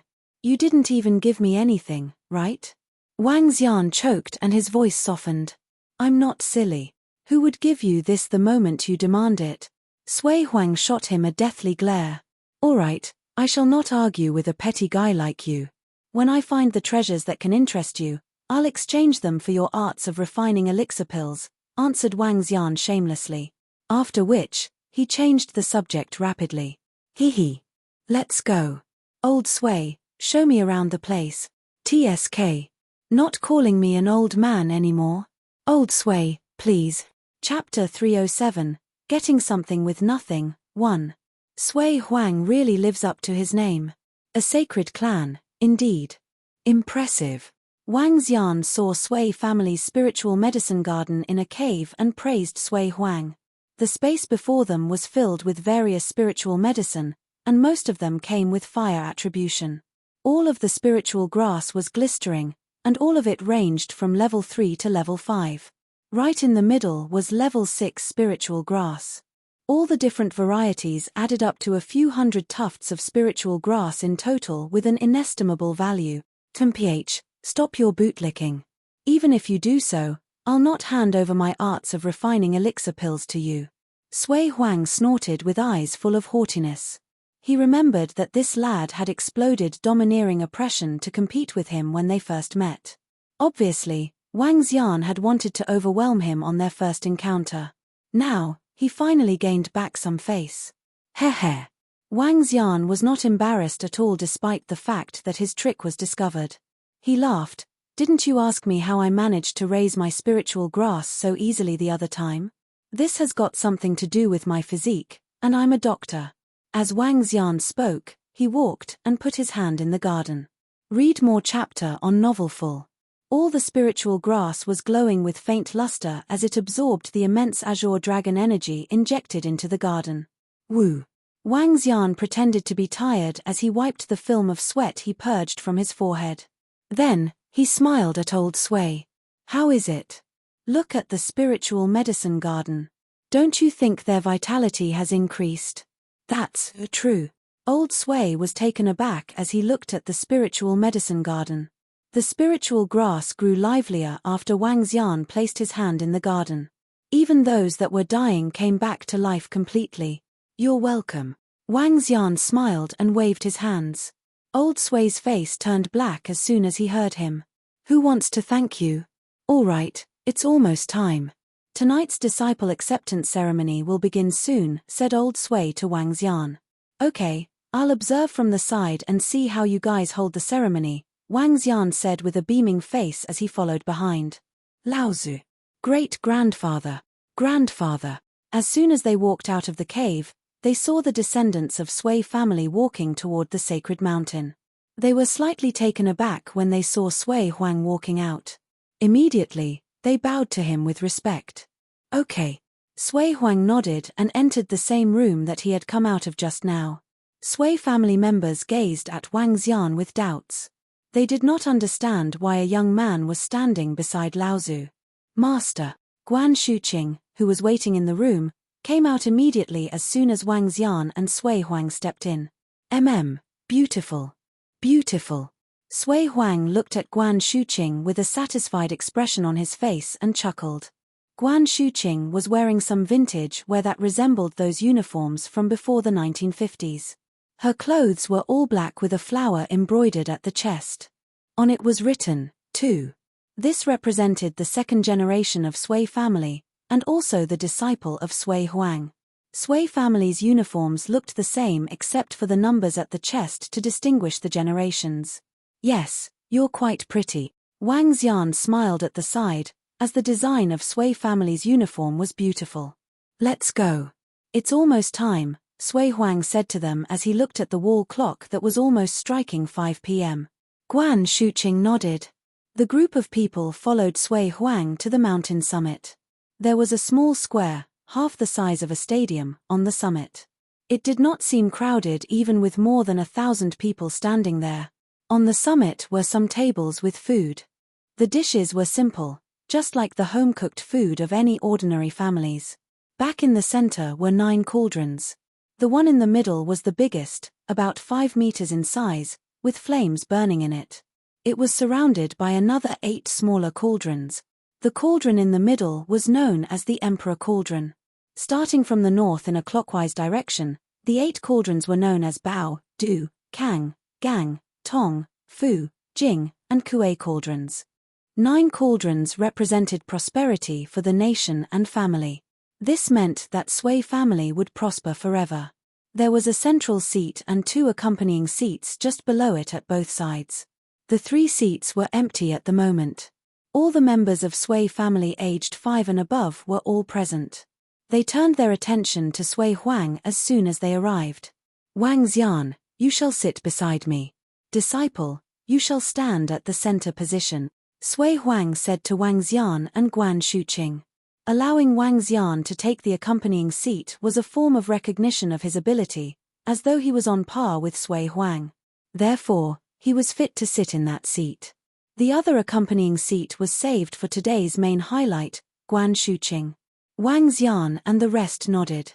Lan Qingyu and Xiao Yu took the seats at the furthest end. Following Sui Huang to the central position, Wang Xian smiled as he took the accompanying seat. Sui family members were surprised to see a young man sitting over there. All of them found it unbelievable. How could such a young fellow deserve to sit on that accompanying seat? What ability did he possess? All the second-generation members were seated below them. But since Laozu did not make any comment, the rest of the people did not dare to say a word. I'm sure you know why we're gathered here today. I, Sui Huang, have taken a new disciple. She will be my last disciple. Sui Huang stood up slowly as he overlooked everyone on the stage as he spoke. Wang Xian did not pay attention to the cumbersome ceremony procedures of the sacred clan. Instead, he observed the people below him. The entire sacred clan, Sui family's, strength was gathered in this place. All the experts in the Sui family were present. 23 inborn experts. TSK. Sui family possesses quite a formidable strength. An alchemist, indeed. He can nurture experts at a rapid speed. Wang Xian exclaimed. He recalled that the number of inborn experts that Flame Palace had, including those who joined at a later stage, was only about 16. A single Sui family already had 23 of them. With such a strong expert like Sui Huang around, the Flame Palace was never a match. The ceremony was usually cumbersome for ancient families. Kneeling and bowing, serving tea, and paying respects took around 10 minutes. Okay, disciple. Come over. After the procedures, Sui Huang beckoned Guan Shuqing over with a beaming face. Yes, master. Guan Shuqing smiled and took a seat by his side. Congratulations to father for accepting an outstanding disciple. Junior sister, how are you? These are some gifts. I hope you like them. At this time, several elders who were sitting in front stood up on both sides. They bowed to Sui Huang and took out their gifts one by one. All of you have put in the effort. Xiao Qing, accept them. They should give you gifts. Chapter 308, Getting Something with Nothing, 2. Yes, master. Guan Shuqing nodded her head. After which, she walked over and said, Thank you, Marshal Senior Brothers, for your gifts. Hehe, you are welcome. We will be one family in the future.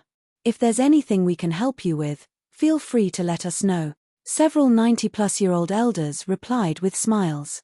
Although they were old, they were in the pink of health. This might be because they were all inborn experts. Junior sister, this is a defective flame ball. It's a shame that I can't find a complete one. I have been using it for more than 10 years and have little use for it now. I'd like to give this to junior sister as something you can use to protect yourself. Junior sister, this is the highest level elixir pill I can refine right now. It's a level 3 elixir pill and highly nourishing for a girl's skin. I don't know what kind of weapons junior sister uses. Therefore, I'd like to give this jade dagger to junior sister. A few old men took out their gifts and handed them over to Guan Shuqing. Thank you. Thank you, Marshal Senior Brothers. Guan Shuqing thanked them immediately. You're welcome. I heard junior sister reached level 9 martial artist after just a month of cultivation. We are really embarrassed in comparison. You might just be able to reach the level of our father in the future. The 5 sons of Sui Huang exchanged pleasantries with Guan Shuqing. Clearly, they knew what the junior sister in front of them would become in the future. Thank you for all your gifts. I really like them. Guan Shuqing felt spoilt by the gifts she received. The gifts from them were truly valuable and she really fancied the gifts. Wang Xian stayed by the side and smiled. The people of the Sui family were generous and the gifts were all highly valuable. Read more chapter on novel full. It's been close to 10 years since I have gathered everyone here. The oldest of the 5th generation children are already 29 years old. Let me see the strength of these kids. Sui Huang looked plainly at the last row of disciples and shouted. Yes, Grandpa. 5th generation of the Sui family, step forward now. Show your strength to your Laozu. The current clan leader of the Sui family stood up and shouted at the crowd of 5th generation disciples. A group of young people and teenagers stood up immediately. Surprisingly, there were close to 100 of them. Lift the cauldron, shouted the clan leader. The group of young people and teenagers nodded their heads and stepped forward to the large cauldron in the middle of the room. Ha! A young man shouted as he grabbed a large cauldron. Expending all his strength, he lifted the large cauldron up. His face was flushed as a result. Ha! Ha! Ha! One after another, the young people and teenagers grabbed cauldrons of various sizes and lifted them up. Wang Xian noted that the weight of each cauldron was different. One could tell the strength of them by looking at the cauldron they lifted. Level 5, Level 6, Level 7, Level 8, Level 9. Wang Xian looked across inquisitively. Other than a young man who had managed to lift the Level 9 cauldron, the rest were all weaker than this level. It's pretty impressive for a 25, 26-year-old young man to lift a Level 9 cauldron.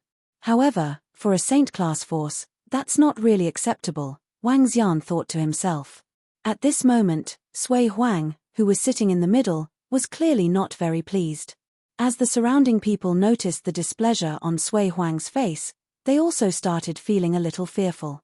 The most outstanding disciple in this generation was Sui Ao and we spent lots of resources on him. He has even reached the half-step to inborn realm. It's a shame that he courted his own demise. Seeing the displeasure on Sui Huang, the other members of the Sui family whispered softly among themselves. To be only at this level when they are in such a good environment and enjoying such great resources, it seems like this generation couldn't match the previous ones at all. Sui Huang gave his comments emotionlessly. Saying that this generation couldn't match previous generations was harsh but factual. Grandpa, this is my failure. It's all my fault. The current clan leader of Sui family immediately went on his knees and asked Sui Huang for forgiveness. Cold sweat covered his face. Please calm down, father. The group of old men immediately stood up and said. You guys must be getting more and more complacent and must have lost the drive from before. The most outstanding disciple actually gathered a group and behaved like a group of thugs against my disciple in the middle of the night. Who's the one that gives them the right to be so imperious? Sui Huang said plainly. All the other members of the Sui family felt their hearts skip a beat. The current generation of the Sui family was disappointing him. If their Laozu was angry, the whole Sui family would be shivering in fear. No one in the field even dared to breathe loudly, for fear of drawing the rage of their Laozu. Sui Huang's current aura. Wang Xian showed a mouth of teeth as he smiled.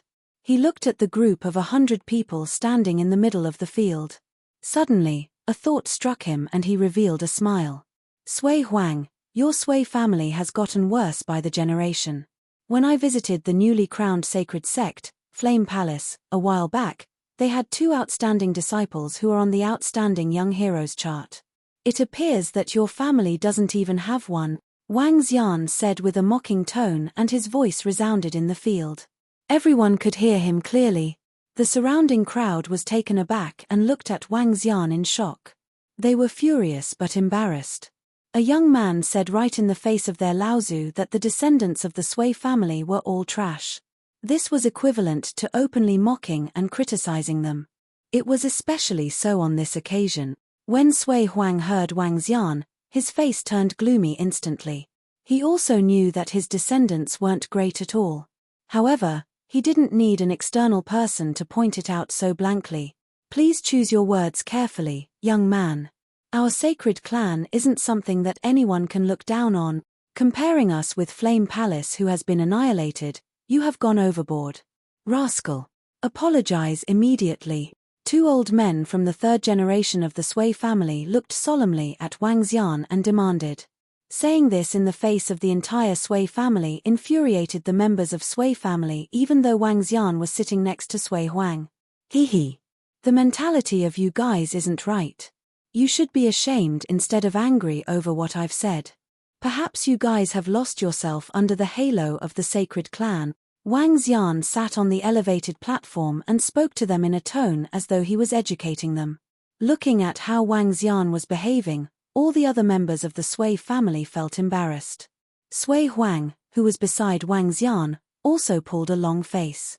What rights do you have to criticize us? What kind of strength do you have? A young man from the Sui family stood up and shouted angrily. That's right. What rights do you have? Another young man stood up and questioned Wang Xian bitterly. If it wasn't for Wang Xian being close to their Laozu, the inborn experts of the Sui family might have struck and annihilated him. Just 4 people. That's too few. Come. It's not that I'm looking down on you guys.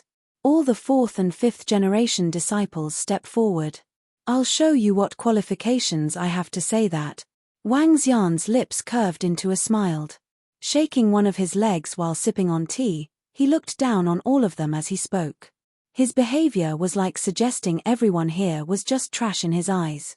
His arrogant words and brazen expression immediately aroused the anger and fury of all members of the Sui family. Chapter 309, Succeed. Boom. You're tired of living. How dare you insult Sui family? As soon as Wang Xian finished his sentence, hundreds of disciples of all ages and generations stood up and glowered at Wang Xian. Lad, watch how you're talking. Who are you to speak to us like this? Apologize now or else. An outstanding middle-aged inborn expert stared at Wang Xian coldly as he spoke. Hundreds of Sui family's disciples exploded with immense heat as they gathered like a furnace trying to melt Wang Xian away. Just 2 inborn experts. Wang Xian shook his head slowly and took a sip of tea before he placed it on the table. Roar. A soft dragon bellow came from Wang Xian's mouth. Subsequently, he spat out a dragon ball. Roar. Once the dragon ball came into sight, it turned into Fire Divine Dragon immediately. The 7-meter-long Divine Dragon dived towards the 4th and 5th generation of Sui family's disciples rapidly. Imposing demeanor and domineering oppression struck fear into all the people around the area. What? A 2nd-generation old man from Sui family was aghast as soon as he saw the domineering oppression exploded from the Fire Divine Dragon. He quickly stood up and faced the Fire Divine Dragon. Ha! Wang Xian frowned slightly as he looked at the old man. Sit down. As Wang Xian shouted softly, the old man, who was about to stand up, grimaced. His body was trembling violently.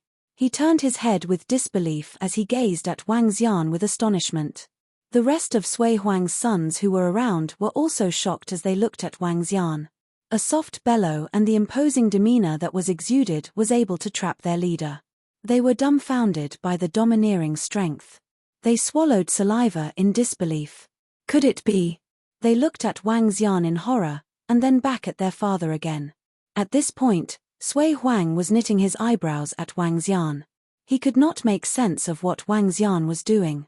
But Sui Huang did not make any comment as he, too, realized that the Sui family members had such a good life that they had forgotten to stay vigilant. Roar. Just then, the Fire Divine Dragon arrived above the 4th and 5th generations of Sui family in the field. Daunting dragon power encompassed them over their heads, and the blazing flame struck fear on their faces. That's scary. A fifth-generation disciple was appalled as he quickly fled to a far distance. Divine Dragon, this is the legendary Divine Dragon. More disciples collapsed immediately onto the ground, as they were aghast. Roar. Another dragon roar was heard.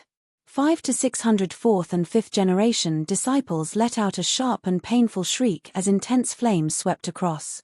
Most of the disciples of different ages were injured as fear crawled all over their faces. They were crying in pain as they rolled on the floor. Only a handful of people, 5 or 6, stood below with determination as they gazed at the dragon in the sky with pale faces. "Child, my child. Child, stop it." The elders from Sui family broke out heart-wrenching pleads. The situation turned chaotic on the sacred mountain of Sui family. Yet, not only Sui Huang, but the second and third generation elders also darkened their expressions upon seeing such a situation. They were not furious at Wang Xian, who had made a joke out of their descendants. Instead, they were outraged by the performance of their younger generations. "Coward, coward." A second-generation old man of Sui family gritted his teeth. He lowered his head with shame.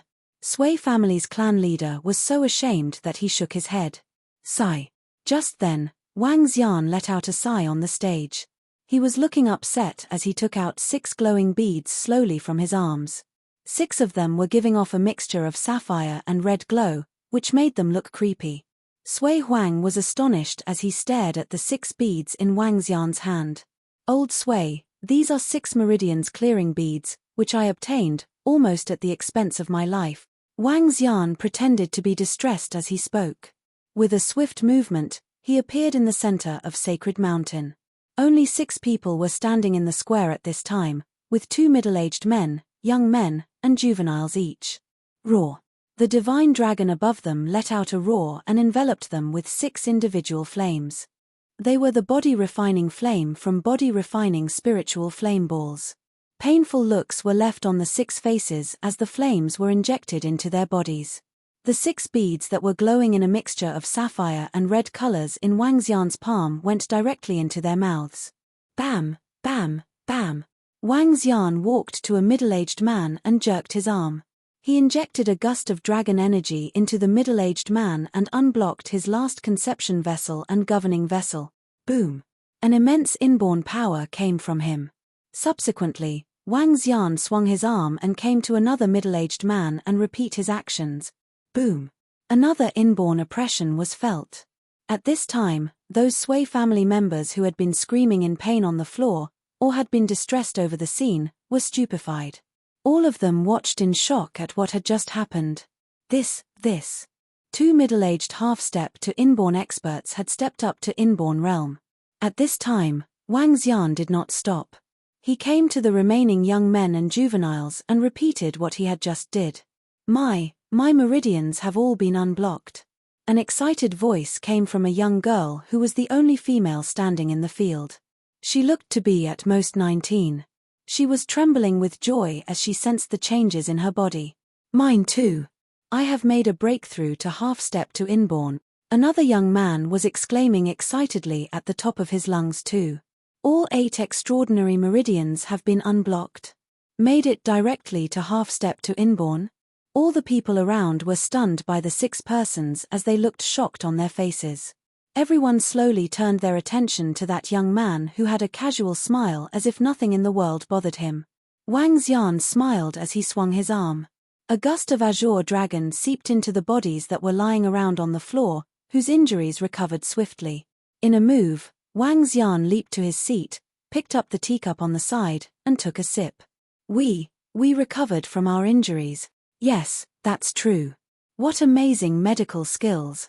Those people who picked themselves up from the ground were shocked as they observed their bodies. Suddenly, a young man muttered, "We seem to have missed an opportunity." All of them were stunned as they quickly spun around and looked at the 6 people. Only they had persisted up to the very end. Now, their 8 extraordinary meridians were all unblocked. This was the opportunity, a big opportunity. "Thank you, young master, for your kindness. Thank you, young master, for your kindness."